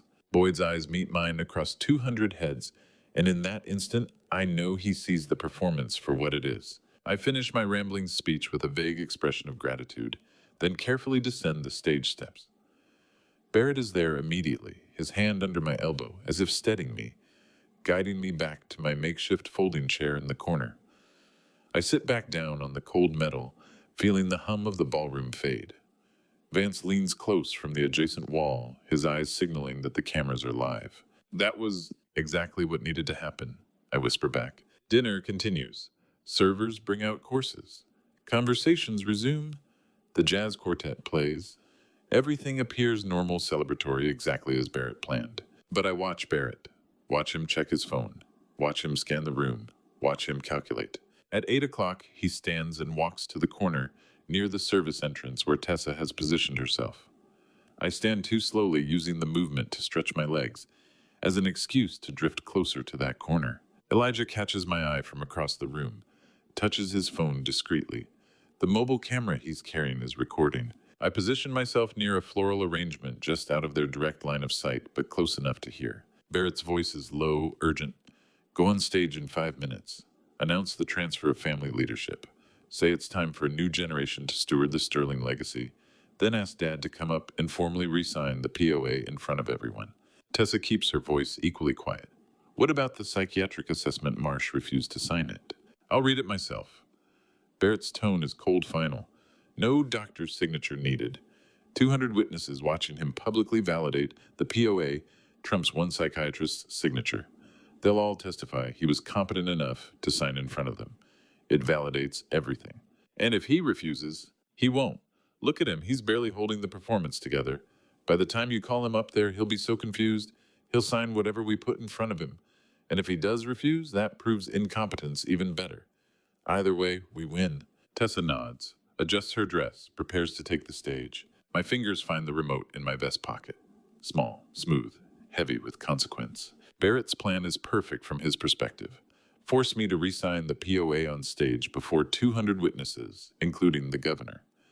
Read the psychiatric assessment himself with all the authority of a concerned son. Use the sheer weight of public spectacle to validate documents that would never survive scrutiny in a courtroom. 200 witnesses to validate a forgery. Brilliant. And 200 witnesses to watch it fall apart. My thumb rests on the red button. One press switches the screen from input 1 to input 2. From Barrett's family tribute to 847 pages of evidence. But I don't press it yet. I need him to take the stage first. Need him to announce the transfer of power. Need him to ask me to sign. Need him to read that psychiatric assessment with full confidence before 200 witnesses. Need him to commit so completely that there's no way to retreat when the screen changes. The moment you ask me to sign, I think watching Barrett check his watch and signal to Tessa that it's time. The moment you read that assessment, the moment you tell 200 witnesses that I'm incompetent to manage my own affairs, that's when I press the button. That's when everything you've built collapses in front of everyone you invited to watch your triumph. Tessa walks toward the stage. Barrett follows. The jazz quartet finishes their song. My thumb stays on the button, waiting. Not yet. Almost, but not yet. Barrett doesn't wait for the applause to die. He crosses the stage in 3 strides, plucks the microphone from the stand, and raises his other hand like a conductor, silencing an orchestra. Ladies and gentlemen, he says, his voice smooth as aged bourbon, tonight isn't just about Sterling Industries. It's about family. It's about legacy. And it's about celebrating two milestones at once. First, Barrett continues, we celebrate my father's 70th birthday, a man who built an empire from nothing, who served this nation with distinction, who earned the respect of presidents and paupers alike. The crowd leans in. I stand frozen at the edge of the spotlight, my right hand hovering near my vest pocket. But let me tell you what it took to get him here, Barrett says, his voice dropping to a conspiratorial whisper that the microphone amplifies perfectly. 2 years. 2 years of my wife's patient training. 2 years of teaching this old man to shut his mouth when told. 2 years of showing him how to bow down, how to hand over his corporation, how to become obedient. Look at your once majestic Supreme Court justice, turning 70 today, but barely holding on to his reality. Still sharp enough to remember his glory days, still proud enough to stand on this stage. The crowd murmurs. Uncomfortable laughter ripples through the front rows. But let me tell you what it took to get him here, Barrett says, his voice dropping to a conspiratorial whisper that the microphone amplifies perfectly. 2 years. 2 years of my wife's patient training. 2 years of teaching this old man to shut his mouth when told. 2 years of showing him how to bow down, how to hand over his corporation, how to become obedient. The murmurs stop, the ballroom goes silent. I think about the 847 pages compiled on input 2, the shell companies, the forged signatures, the Cayman accounts, the nursing home payoffs, the Federal Trade Commission violations, every crime documented, every lie exposed. Barrett's still talking. You know what the hardest part was? He asked the crowd. Breaking his pride. That Supreme Court arrogance. I'm 70, I know best, I built this empire. All of that had to go. And it did. One stage fall at a time. One doctor's report at a time. One humiliation at a time. Someone in the back coughs. Governor Raymond Boyd shifts in his seat, his expression unreadable. Barrett turns back to me. Isn't that right, Arthur? You fell naturally last night, didn't you? Just like all those other times? Before I can answer, Tessa rises from the head table. She crosses to Barrett's side, her champagne-colored gown shimmering under the chandeliers. She takes the microphone from her husband's hand. Barrett, she says softly, her voice dripping with performative concern. Don't be cruel. She faces the crowd. Dad fell naturally last night, Tessa announces. I was there. I tried to catch him, but I was too late. It was an accident, just like Dr. Helen Marsh confirmed in her neurological assessment. Lies, every word. Are you all right, Dad? Tessa asks, turning to me. Her blue eyes, so much like her mother's, hold nothing but cold calculation. Do you need to sit down? Should we have someone escort you back to your room? 200 faces watch me, waiting for the confused old man to stumble, waiting for Barrett's narrative to be confirmed. I think about Patricia's letter. The Arthur I married wouldn't have waited for permission to fight back. He would have burned their lies to ash. My thumb finds the red button. I'm fine, I say clearly. My voice carries across the ballroom without amplification. But thank you for your concern, Tessa. Barrett takes the microphone back. Well, there you have it. The birthday boy is fine, and in just a few moments we'll make it official. Arthur will re-sign his power of attorney, and the Sterling dynasty will continue under new leadership. He raises his champagne flute. To legacy, to family, to the future. 200 voices echo to the future. Behind Barrett, the LED screen shows his corporate headshot. Input 1, his manufactured triumph. I press the button. Nothing happens for exactly 2 seconds. Then the screen flickers. Barrett's headshot pixelates, fragments, vanishes. The projector switches inputs. Input 2 floods the 500-inch display. Page 1 appears. First, the shell company diagram. 17 entities, all traced back to Barrett Sterling. Red lines connecting each falsified transaction. Dates, amounts, account numbers. Then page 2, the forged POA signatures. My handwriting analyzed by 3 independent experts, each concluding the same thing, not genuine. Then page 3, the Cayman wire transfers. $847 million siphoned over 24 months. The pages cycle faster now. Medical fraud, nursing home payoffs, federal violations, every crime documented, every lie exposed. 200 heads turn toward the screen. Governor Raymond Boyd stands slowly, his hand moving to his phone. Dr. Helen Marsh stares at page 47, her own signed report now highlighted with annotations, proving the neurological assessment was fabricated. Vance Sterling rises from his seat, his face drained of color. Barrett is still holding his champagne flute, still smiling, still facing the crowd. He hasn't turned around yet. He doesn't know that everything he planned just ended. Barrett turns around. His smile freezes. His champagne flute stops midway to his lips. Behind him, the 500-inch LED screen no longer shows his corporate headshot or wedding photos. Instead, white text appears on black evidence compilation. Arthur Sterling versus Barrett Sterling, October 2025. Then the first video begins. Security footage, second floor hallway. Timestamp 2 nights ago, 11:47 p.m. The angle is wide enough to capture the entire corridor from the east stairwell to my bedroom door. I watch myself walk down the hallway, 70 years old, moving carefully but steady. No trembling, no confusion, just a man heading to bed. Then Tessa appears from the stairwell behind me. The ballroom goes silent. 200 people watch the screen. Tessa closes the distance in 4 steps. She doesn't call out, doesn't say my name. She just places both hands flat against my back between my shoulder blades and shoves. I fall forward. My hands reach out but find nothing. I hit the hardwood floor face first. The sound echoes through the security footage. Tessa stands over me for exactly 3 seconds. Then she steps over my body, her heel barely clearing my shoulder, and walks toward the stairwell without looking back. The video loops. Plays again. Push, fall, step over, walk away. Someone in the crowd whispers, "Did she just?" Another voice, "She walked right past him." Barrett's face has gone white. He's staring at me now, not the screen. His mouth moves, but no sound comes out. I know what he's thinking. Where did he get that footage? The answer is simple. I own Sterling Industries. I installed the security system in 1987, and I never told Barrett that every camera feeds to a secondary server in the East Wing, a server only I can access. The screen goes black. White text appears, audio recording, 48 hours before feast. Barrett Sterling's study. Then Barrett's voice fills the ballroom. Not the smooth, confident voice he used 5 minutes ago. This voice is cold, calculating, recorded through the study's smoke detector, another security feature Barrett never knew existed. The ginseng tea, Barrett's recorded voice says. Enough sedative to keep him foggy, but not enough to hospitalize him. I need him confused, not dead yet. Tessa's voice responds, "How long?" "Until after the POA is validated," Barrett says. "Once the estate transfers, we can increase the dosage. Make it look like natural cognitive decline. 6 months, maybe less." The ballroom is so quiet, I can hear the chandeliers hum. Barrett's recorded voice continues, "The feast is perfect timing.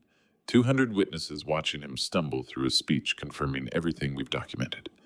Then you announce the leadership transfer. He re-signs the POA in front of everyone, and it's done." "What if he refuses?" Tessa asks. "He won't," Barrett says. "Dr. Marsh's report gives us legal grounds for involuntary commitment if he resists. Either way, Sterling Industries becomes mine." The audio cuts. I don't look at Barrett.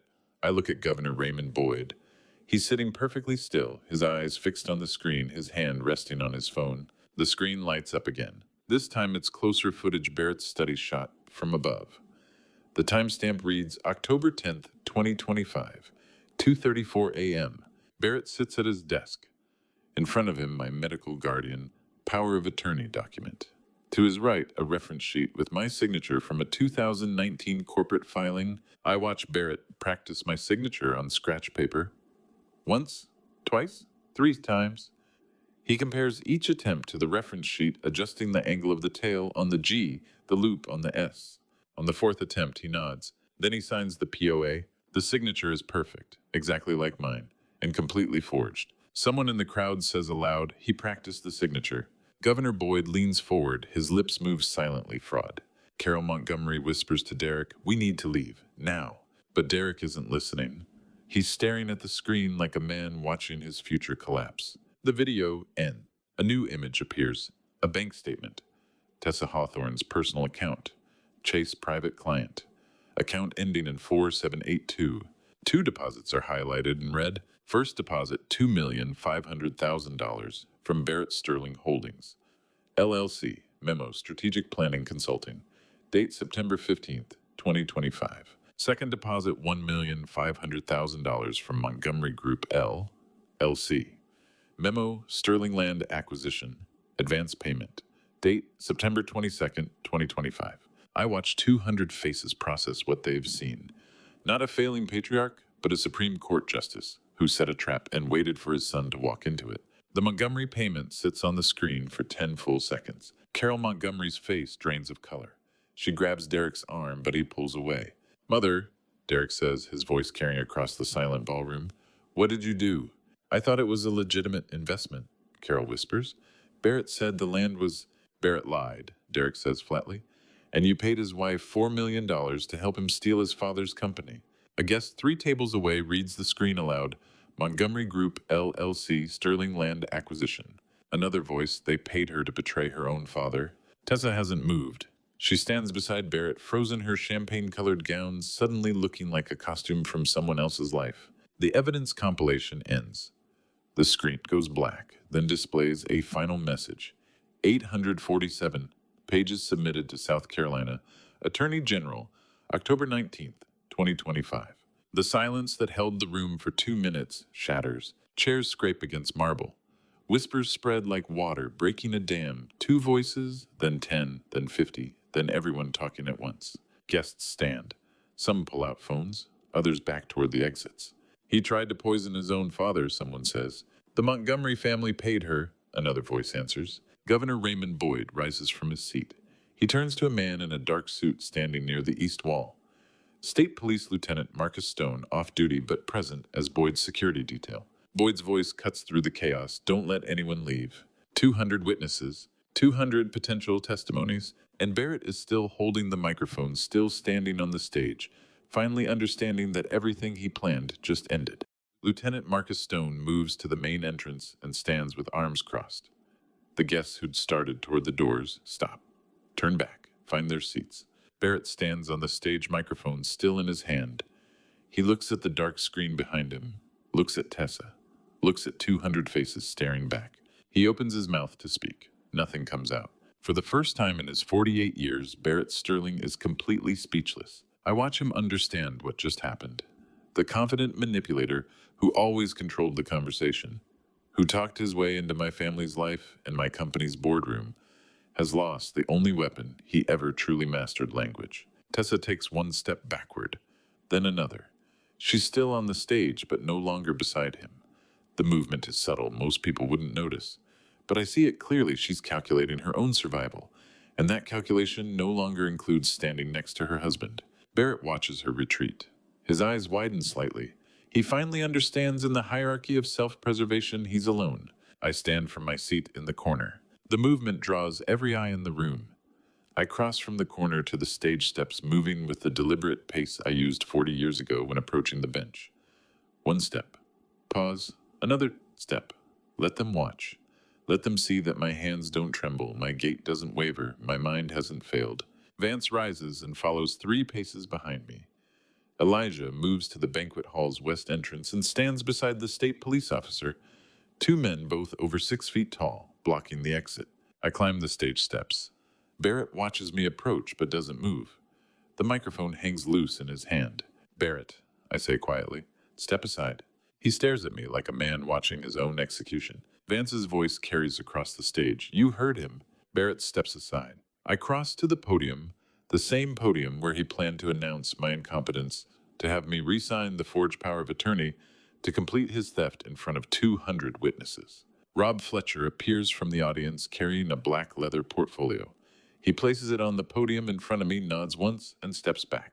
I take the microphone from the stand, test the weight of it. 40 years of oral arguments, of reading verdicts, of commanding courtrooms, all of it returns in a single breath. Governor Boyd, I say. My voice fills the hall without strain. Ladies and gentlemen, I present 5 pieces of evidence in chronological order. The room goes absolutely silent. I open the portfolio. Inside the 847-page evidence file, organized with colored tabs marking each section. Item 1, I say, October 14th, 2025, 11:47 p.m. Video surveillance showing assault and battery. Defendant Tessa Sterling. Let the words settle. No commentary, just facts. Item 2, January 17th, 2026, 3:22 p.m. Audio recording documenting conspiracy to administer controlled substances without medical authorization. Defendant Barrett Sterling.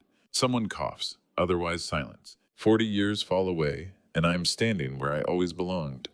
Not in a chair reserved for the failing, not in a bedroom where my tea is poisoned, but at the podium, reserved for judgment. Item 3. I continue. October 10th, 2025. 2:34 a.m. Video surveillance showing forgery of legal documents. Power of attorney falsified through signature replication. Defendant Barrett Sterling. I turn the page. The next section is marked with a red tab. Item 4. December 3rd, 2025. Wire transfer from Barrett Sterling Holdings to Tessa Sterling's personal account. Amount $2.5 million. Memo Strategic Planning Consulting.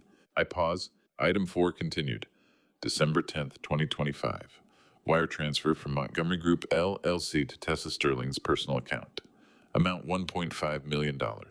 Memo Sterling Land Acquisition Advance Payment.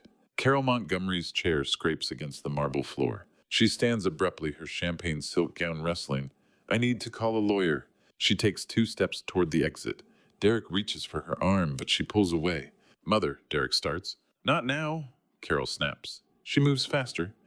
Now heels clicking on marble, heading for the west entrance where Elijah stands.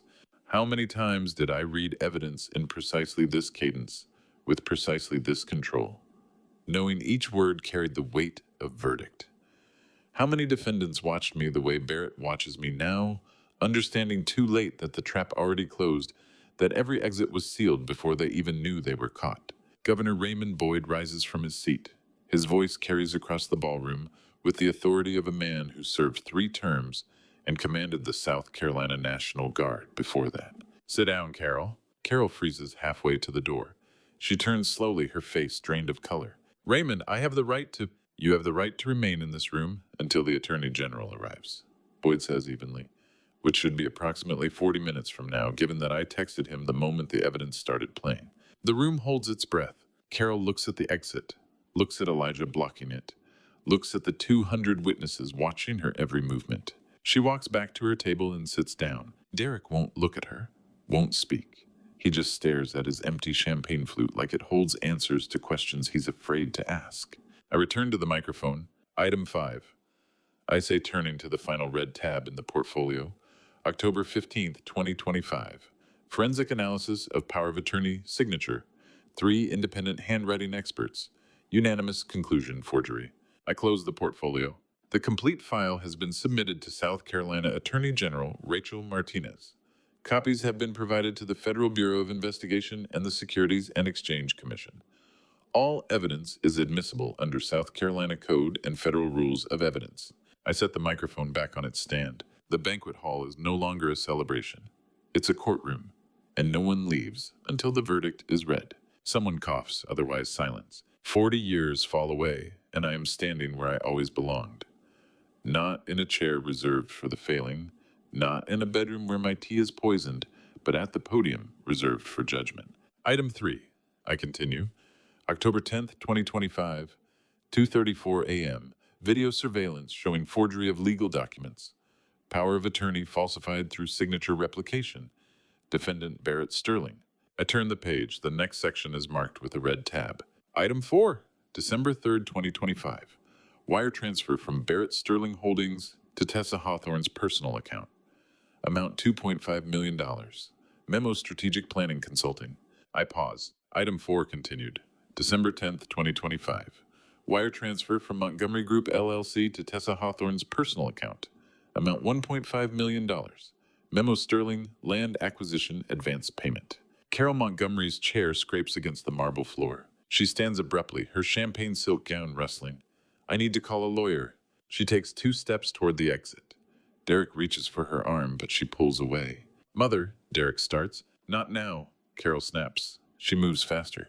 Now heels clicking on marble, heading for the west entrance where Elijah stands. How many times did I read evidence in precisely this cadence, with precisely this control, knowing each word carried the weight of verdict? How many defendants watched me the way Barrett watches me now, understanding too late that the trap already closed, that every exit was sealed, before they even knew they were caught? Governor Raymond Boyd rises from his seat.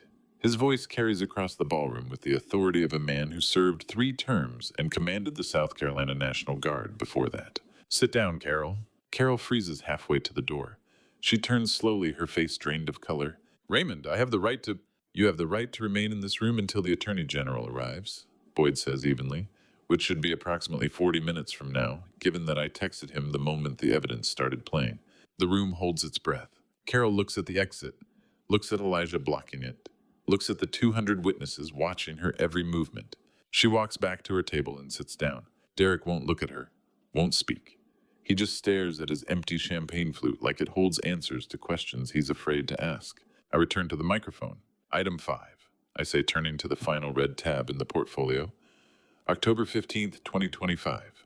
Forensic analysis of power of attorney signature. 3 independent handwriting experts. Unanimous conclusion forgery. I close the portfolio. The complete file has been submitted to South Carolina Attorney General Rachel Martinez. Copies have been provided to the Federal Bureau of Investigation and the Securities and Exchange Commission. All evidence is admissible under South Carolina Code and Federal Rules of Evidence. I set the microphone back on its stand. The banquet hall is no longer a celebration. It's a courtroom, and no one leaves until the verdict is read. Carol sits. Derek won't look at her. The room holds its collective breath, waiting. Rob Fletcher reaches into the black leather portfolio and lifts a single sheet of yellow legal paper. He holds it where everyone can see the kind of document that changes everything. Ladies and gentlemen, Rob says, his voice carrying the practiced calm of 40 years practicing estate law, I hold an irrevocable trust established November 2023 in the name of Patricia Sterling, deceased. The room goes even quieter, if that's possible. Rob continues reading. The trust was notarized by South Carolina State Notary Helen Bradford and witnessed by 3 independent parties. It contains a single activation clause. He pauses, lets the weight settle. If 70 is physically abused, coerced, or forced to sign legal documents by any family member, all assets held in the Sterling estate, including the 1,847-acre South Carolina plantation and 87% of Sterling Group shares, valued at $947 million, transfer irrevocably to St. Jude Children's Hospital charity. Barrett's face goes white, truly white, the color of a man watching his world collapse in real time. Without appeal, Rob adds, without recourse, without exception. Someone in the back whispers the plantation. Barrett finds his voice. It comes out rough, desperate. The POA I signed, it gives me control of implicit revocation signature, Rob says, cutting him off with the precision of a scalpel. South Carolina State Supreme Court reviewed the evidence at 3 p.m. this afternoon. They confirmed the trust activation based on documented physical abuse, specifically the November 14th assault captured on security footage. Rob turns to face Barrett directly. Your power of attorney is void, Barrett. The moment Tessa pushed your father, the moment you ordered sedatives in his tea, the moment you forged his signature, all of it triggered the trust. You have nothing. 3 words. 20 years of planning, 2 years of abuse, 48 years of rivalry, erased. Barrett staggers back 1 step. His hand finds the podium edge for balance. I watch him process it. The mansion he grew up in, the land he walked as a child, the company he planned to control, the Sterling name he thought he'd finally claim, all of it gone. Not stolen, not lost, simply removed from his reach forever. Governor Boyd leans back in his chair, exhales slowly. His lips move silently, and I read them clearly. The saddest verdict I've ever witnessed. I step forward, close the distance between myself and my son until we're 3 feet apart. The microphone catches my movement and the room's attention sharpens. I speak quietly, but in the absolute silence, every word carries. Barrett, tonight before you went on stage, I had a pen ready to sign papers handing this entire corporation to you, voluntarily, unconditionally. That was your birthday gift. His eyes widen. The plantation, I continue. The shares, the Sterling name, all of it. No lawyers, no conditions, no fight. I let him see the exhaustion in my face. The weight of 70 years. The grief of a father who watched his son choose cruelty over conversation. All you needed to do in my 70 years of life was sit beside me tonight and say, "Happy birthday, Dad." The words hang in the air between us. That's all they say, 2 words, 20 seconds of your time. And everything you spent 2 years stealing would have been yours freely. I pause. You couldn't even do that. Barrett opens his mouth, closes it, opens it again. No sound emerges, not because he's lost the ability to speak, but because there are no words for what he's just understood. I watch my son comprehend what he's lost. And it's not the plantation or the shares or the $900 million. It's the moment I would have given them freely. The moment that existed for exactly one night, one conversation, one sentence he refused to speak. The moment that will never come again. His face shows it all, the calculation, the understanding, the devastating recognition. Happy birthday, Dad, he whispers. Too late. 20 years too late. I turn away. Governor Boyd, I say, my voice steady. The evidence is complete? I walk off the stage. Vance meets me at the steps, takes my arm not because I need support, but because a son should stand beside his father. Behind me, Barrett remains alone on the stage. The 500-inch screen is dark.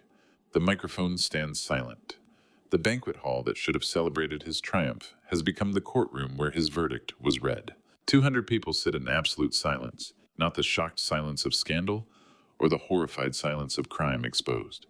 This is the profound silence of understanding. Every person in this room, corporate executives and socialites, politicians and philanthropists, friends and strangers, has just witnessed a man destroy himself, fighting for something he could have received as a gift. They understand what I've known for 2 years. Barrett didn't want the company. He wanted to take it. He didn't want his father's legacy. He wanted to prove he could steal it. And in proving that he lost everything, the silence holds, complete, heavy, human. A woman in the third row. I don't know her name, wipes her eyes. Not for me, for Barrett. For the tragedy of a son who had everything within reach and chose to destroy it. Governor Boyd stands slowly.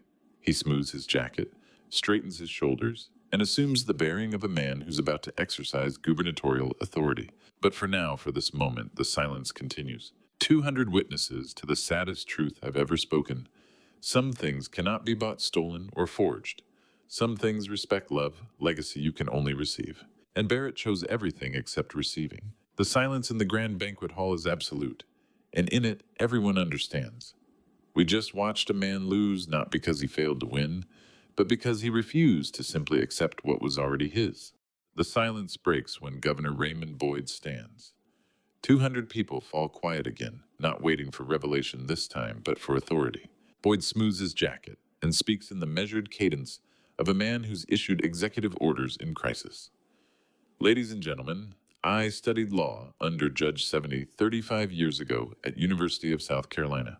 First lesson he taught me, evidence doesn't lie. People do. He turns to his executive assistant, a sharp-faced woman in her 40s standing near the east wall. Call the FBI in, Boyd says. Federal wire fraud, conspiracy, elder abuse under the Elder Justice Act.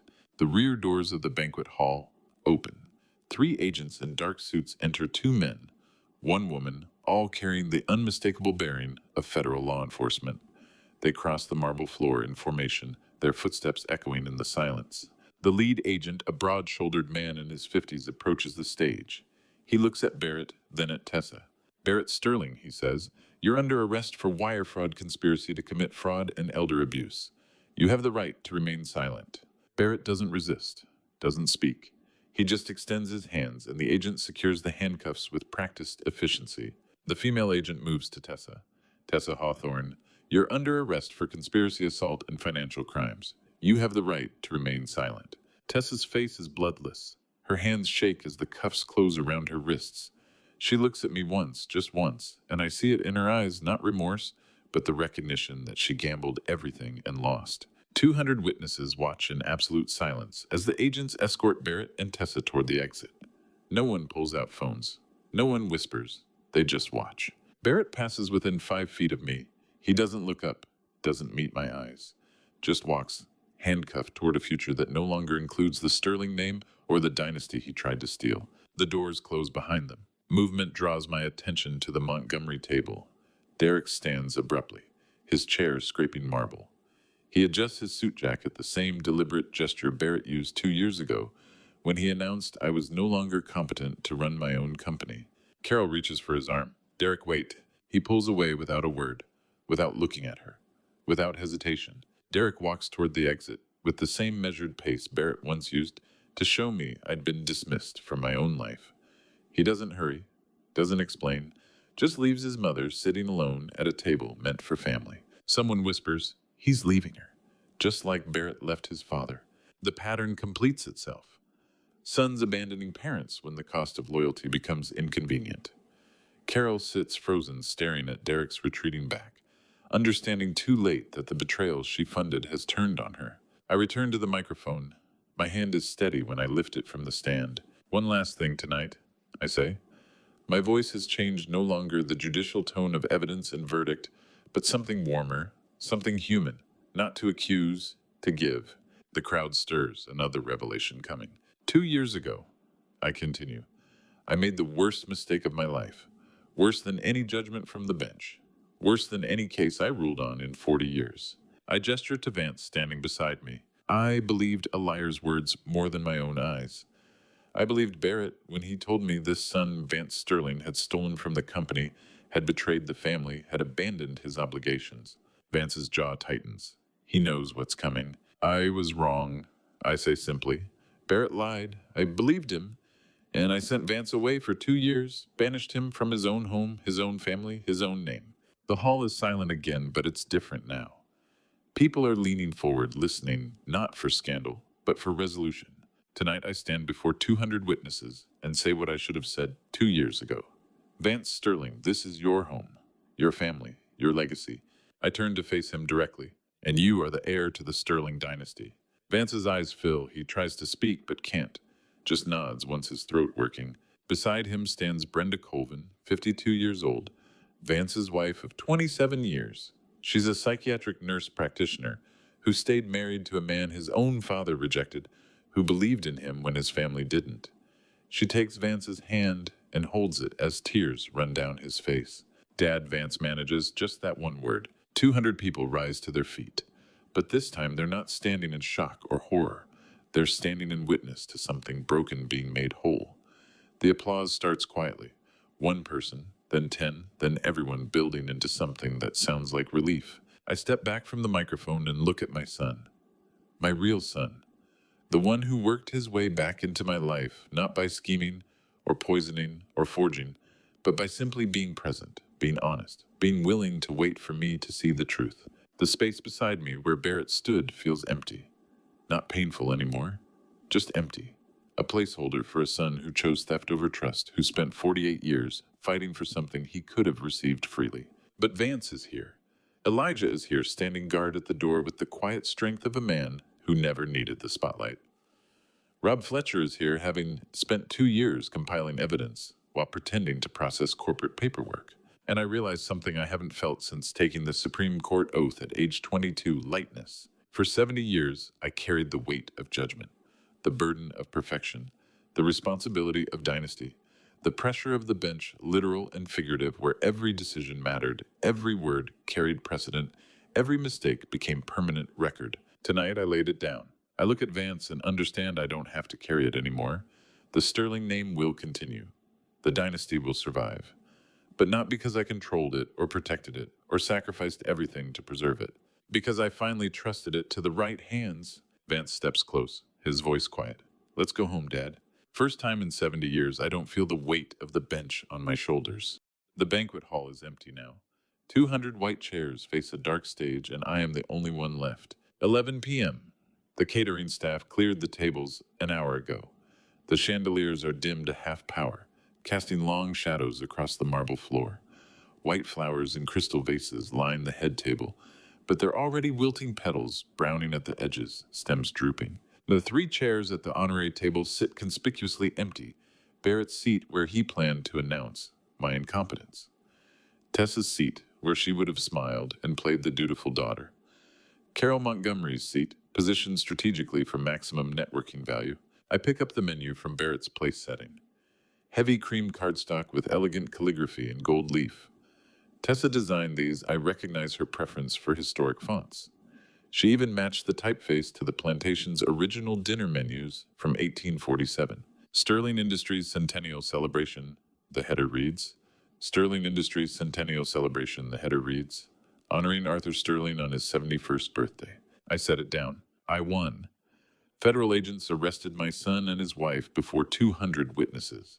The conspiracy is exposed. The trust protected my assets. Vance is restored as heir. Justice was served with surgical precision. So why doesn't it feel like winning? 200 witnesses watched justice delivered. None of them saw a father destroy his son. None of them will wake up tomorrow, wondering if there was another way. A conversation I didn't have, a moment. I missed a choice that could have changed everything. Footsteps echo from the east entrance. I don't turn around.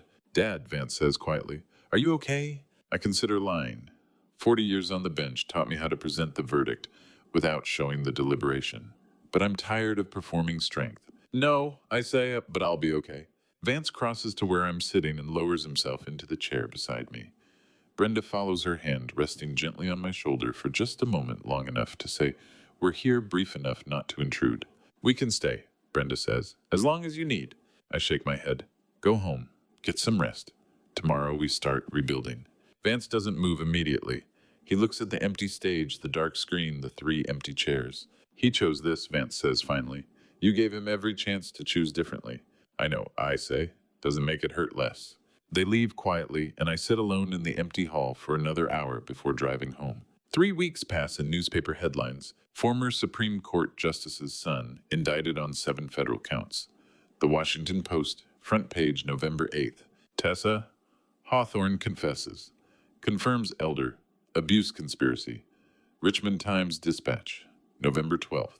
She took a plea deal, 15 years instead of 30, testifying against Barrett in exchange for reduced charges. Montgomery Group under federal investigation for Sterling land scheme. The Wall Street Journal, November 15th. Carol Montgomery's company facing conspiracy and bribery charges. Derek Montgomery publicly denies all involvement through a team of lawyers who charge more per hour than most people make in a week. Each headline is another domino. Falling, another consequence delivered. Another piece of Barrett's life destroyed by the federal machinery I set in motion. I read them all, clip them, file them in chronological order in a black binder labeled United States versus Barrett Montgomery. Judicial habit documentation, preservation evidence maintained. But one piece of evidence sits on my desk unopened. A single envelope, white, 4 pages thick. I can feel the weight when I pick it up. Postmarked Federal Detention Center, Richmond, South Carolina. November 2nd, mailed the day after his arrest.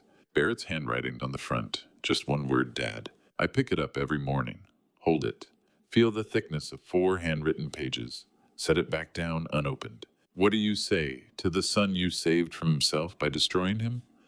What do you write from a federal detention cell to the father you tried to poison Rob and replace? What words fill 4 pages when you couldn't manage 2 words at a birthday feast? Happy birthday. I don't know, and I'm not ready to find out. Tonight, 3 weeks and 2 days after the feast, I arranged 3 objects on my desk in a precise line. First, Patricia's photograph, the formal portrait from our 40th anniversary 5 years before she died. She's wearing the emerald necklace I gave her on our wedding day. Her silver hair swept back, her eyes holding that particular expression that always meant she knew something I didn't. She knew. 2 years ago when she created the irrevocable trust, she knew exactly what Barrett was planning. She knew he'd try to steal the company, knew he'd forge documents, knew he'd cross lines I couldn't imagine my own son crossing. And she protected me anyway. Protected me after death in ways I couldn't protect myself in life. Second, the yellow legal paper. The irrevocable trust document Rob Fletcher held up before 200 witnesses. The paper that stripped Barrett of his inheritance the moment Tessa pushed me in that hallway. The moment Barrett ordered sedatives in my tea. The document that saved me. Third, Barrett's unopened envelope, 4 pages, 1 word on the front. I look at the 3 objects, past, present, future, and realize they tell the complete story. The woman who loved me enough to plan 2 years ahead and set a trap for the son I couldn't see clearly. The legal mechanism that executed when evidence reached critical mass. And the words I can't yet read from the man who spent 48 years wanting everything except what I was willing to give. You knew, I say to Patricia's photograph. My voice sounds hollow in the empty study. 2 years ago, you knew exactly what he'd become. I touch the yellow paper, careful, reverent, like it's something sacred. You saved me even after you were gone, even when I didn't know I needed saving. My hand hovers over the unopened envelope. But I don't know if I can forgive him, I whisper, even if he asks. Even if those 4 pages contain the 2 words he couldn't say at the feast. I leave the envelope where it sits, unopened, unread, a mystery I'm not ready to solve. 3 objects on my desk, the woman who protected me after death, the document that saved me, and 4 pages representing something I can't name yet. One is the past I cherished, one is the present I survived, and one I don't know what that envelope represents yet. I pick up Barrett's letter on a Tuesday evening, 3 weeks and 4 days after the feast. The envelope sits exactly where I left it this morning, positioned between Patricia's photograph and the yellow trust paper. I tear it open before I can change my mind. 4 pages. Barrett's handwriting, the same precise script he learned at Choate, the same controlled slant he used to forge my signature. I unfold the pages and read by the fireplace light. The first 3.5 pages are exactly what I expected: excuses dressed as explanations. The pressure of living in my shadow, the weight of Supreme Court legacy, the impossibility of measuring up to a man who argued before the highest court in the land, the financial stress of maintaining appearance while waiting for inheritance. Standard Barrett. Blame circumstances, blame context, blame everyone except the man who made the choices. But the last half page changes. The handwriting shifts smaller, uneven, like it was written at a different time, or in a different emotional state. I know you can't forgive me, Barrett writes. Not asking forgiveness. Wouldn't insult you by pretending 48 years of contempt can be erased by 4 pages of prison reflection. I read slower now. The night you stood on stage and said you intended to give the corporation away freely, if I just said, "Happy birthday, Dad," that was the first time in my life I realized I wasn't wrong strategically. I was wrong as a person. The words sit heavy on the page. Not wrong because I got caught, he continues. Wrong because I spent 2 years poisoning an 82-year-old man to steal what he would have given me for 2 words. Wrong because I calculated inheritance value, but never calculated what it costs to be the kind of man who thinks that way. The final paragraph is 3 sentences. I don't know who I am without the Sterling dynasty to fight for or against. Federal detention gives a man time to figure that out. Maybe when I know the answer, I'll write again.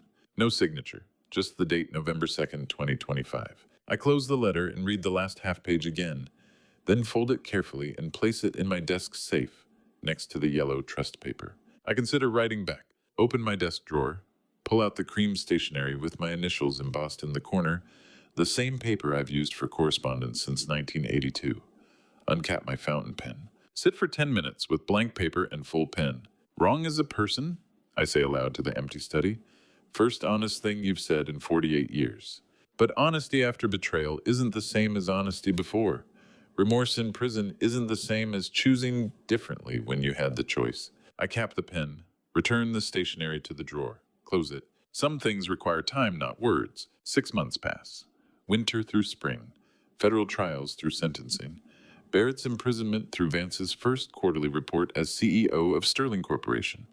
And I never write back. In April, I visit the corporate office for the first time since the feast. Vance's office looks nothing like Barrett's. Gone is the massive mahogany desk Barrett imported from a Manhattan auction, the desk that once belonged to some railroad baron who died bankrupt. Gone are the leather chairs, the crystal decanters, the framed photos of Barrett shaking hands with politicians who no longer return his calls.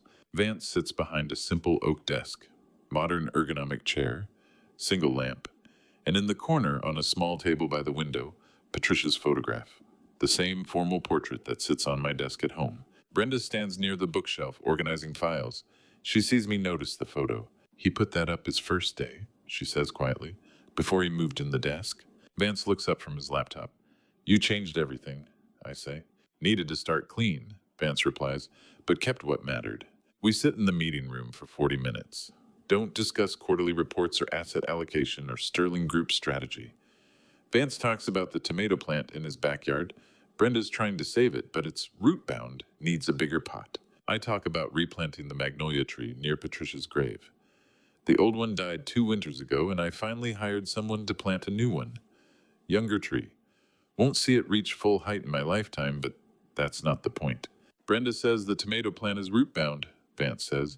Needs bigger pot, or it'll strangle itself trying to grow.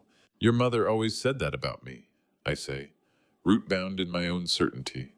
Too rigid to replant myself, even when the pot got too small. Vance laughs, genuine warm. Did you ever replant yourself? I consider the question. Took 82 years in a conspiracy to poison me, but yes, eventually. This is what I wanted for 40 years. A son who talks about tomato plants instead of quarterly earnings, who keeps his mother's photograph instead of chasing my legal legacy, who laughs at his father's mistakes instead of calculating how to exploit them. We talk for another 20 minutes. Ordinary things.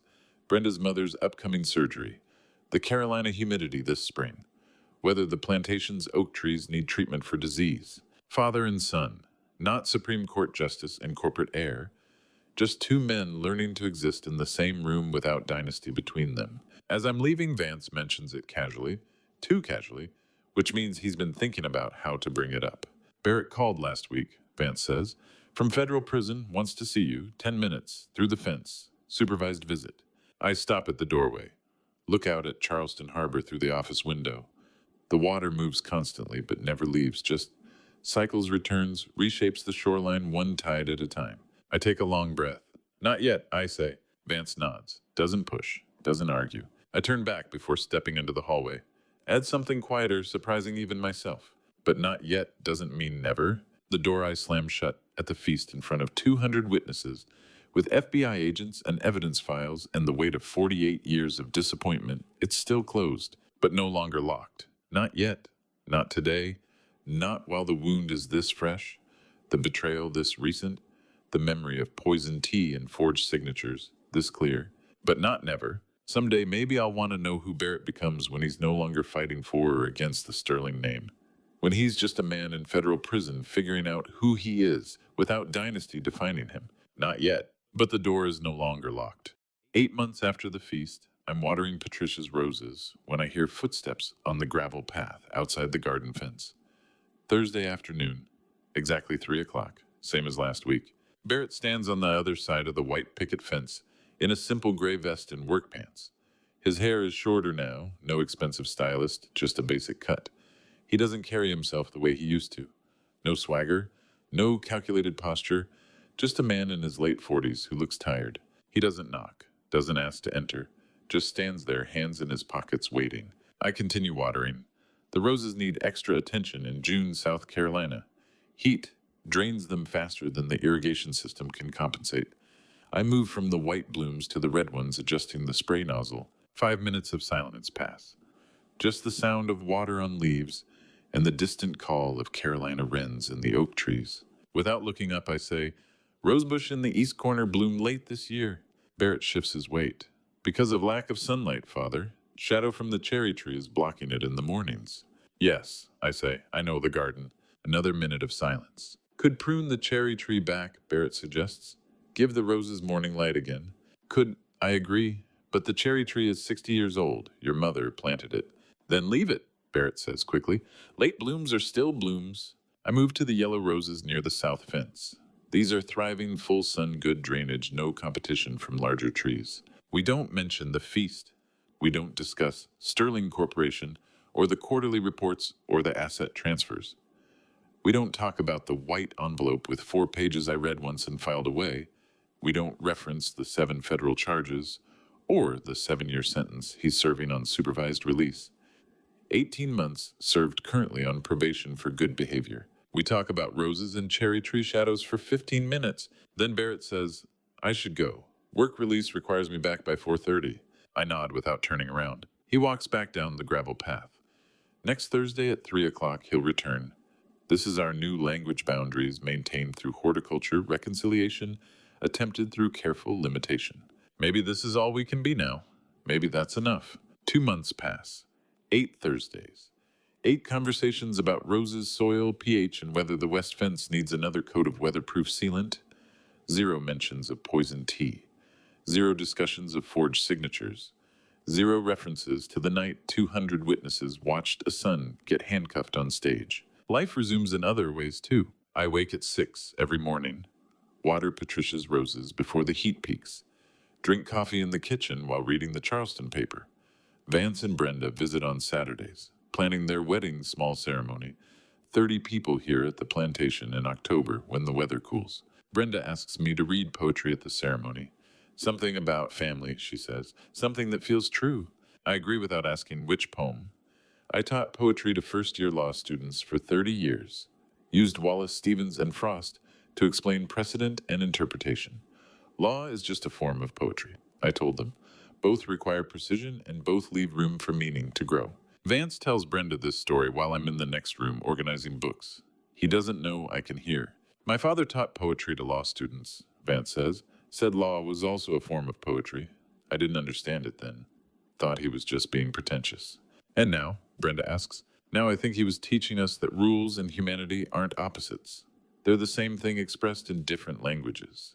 I smile in the study, say nothing. My son remembers what I taught. Thursday afternoon arrives again. Late August now.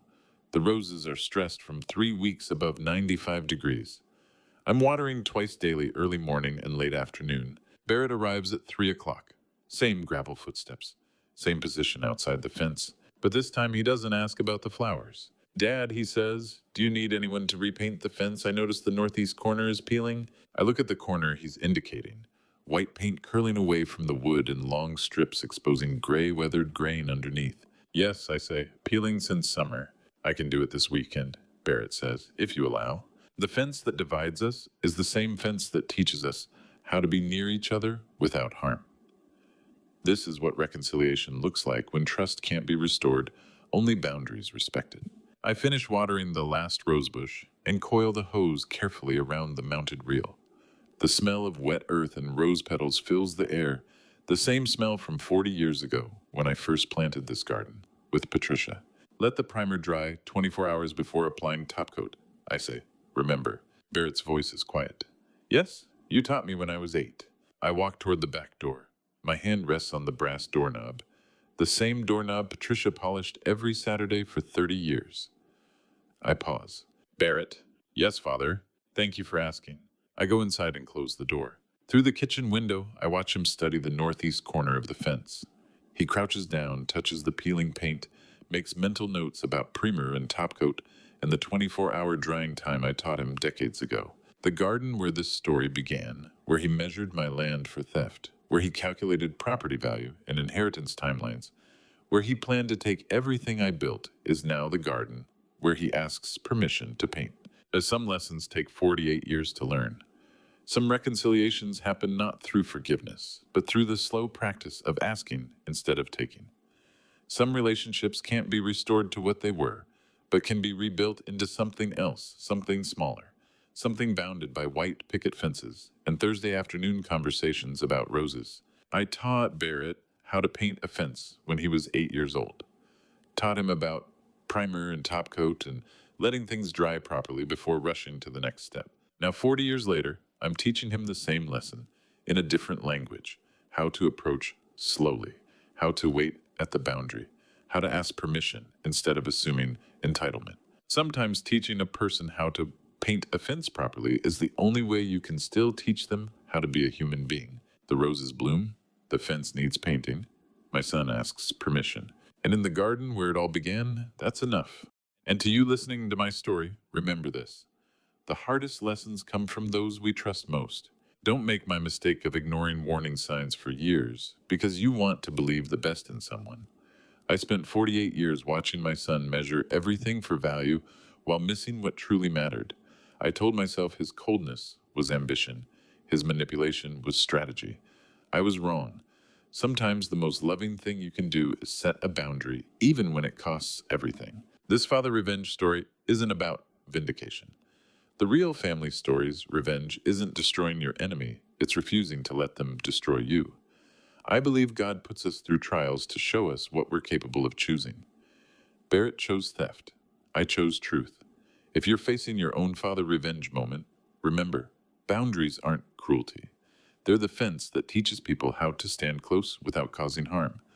And when family stories revenge becomes necessary, it's simply refusing to be a victim in your own story. Every father revenge journey teaches this protection, sometimes looks like a closed door. What would you have done? Forgiven Barrett or set the boundary? Leave a comment. I read everyone. If this resonated, share it with someone who needs to hear it. Subscribe to Father's Vengeance for more family stories, revenge about standing firm when family tests your limits. Thank you for staying until the end. This story contains fictionalized elements for reflection. The message that love sometimes requires boundaries is what I hope stays with you.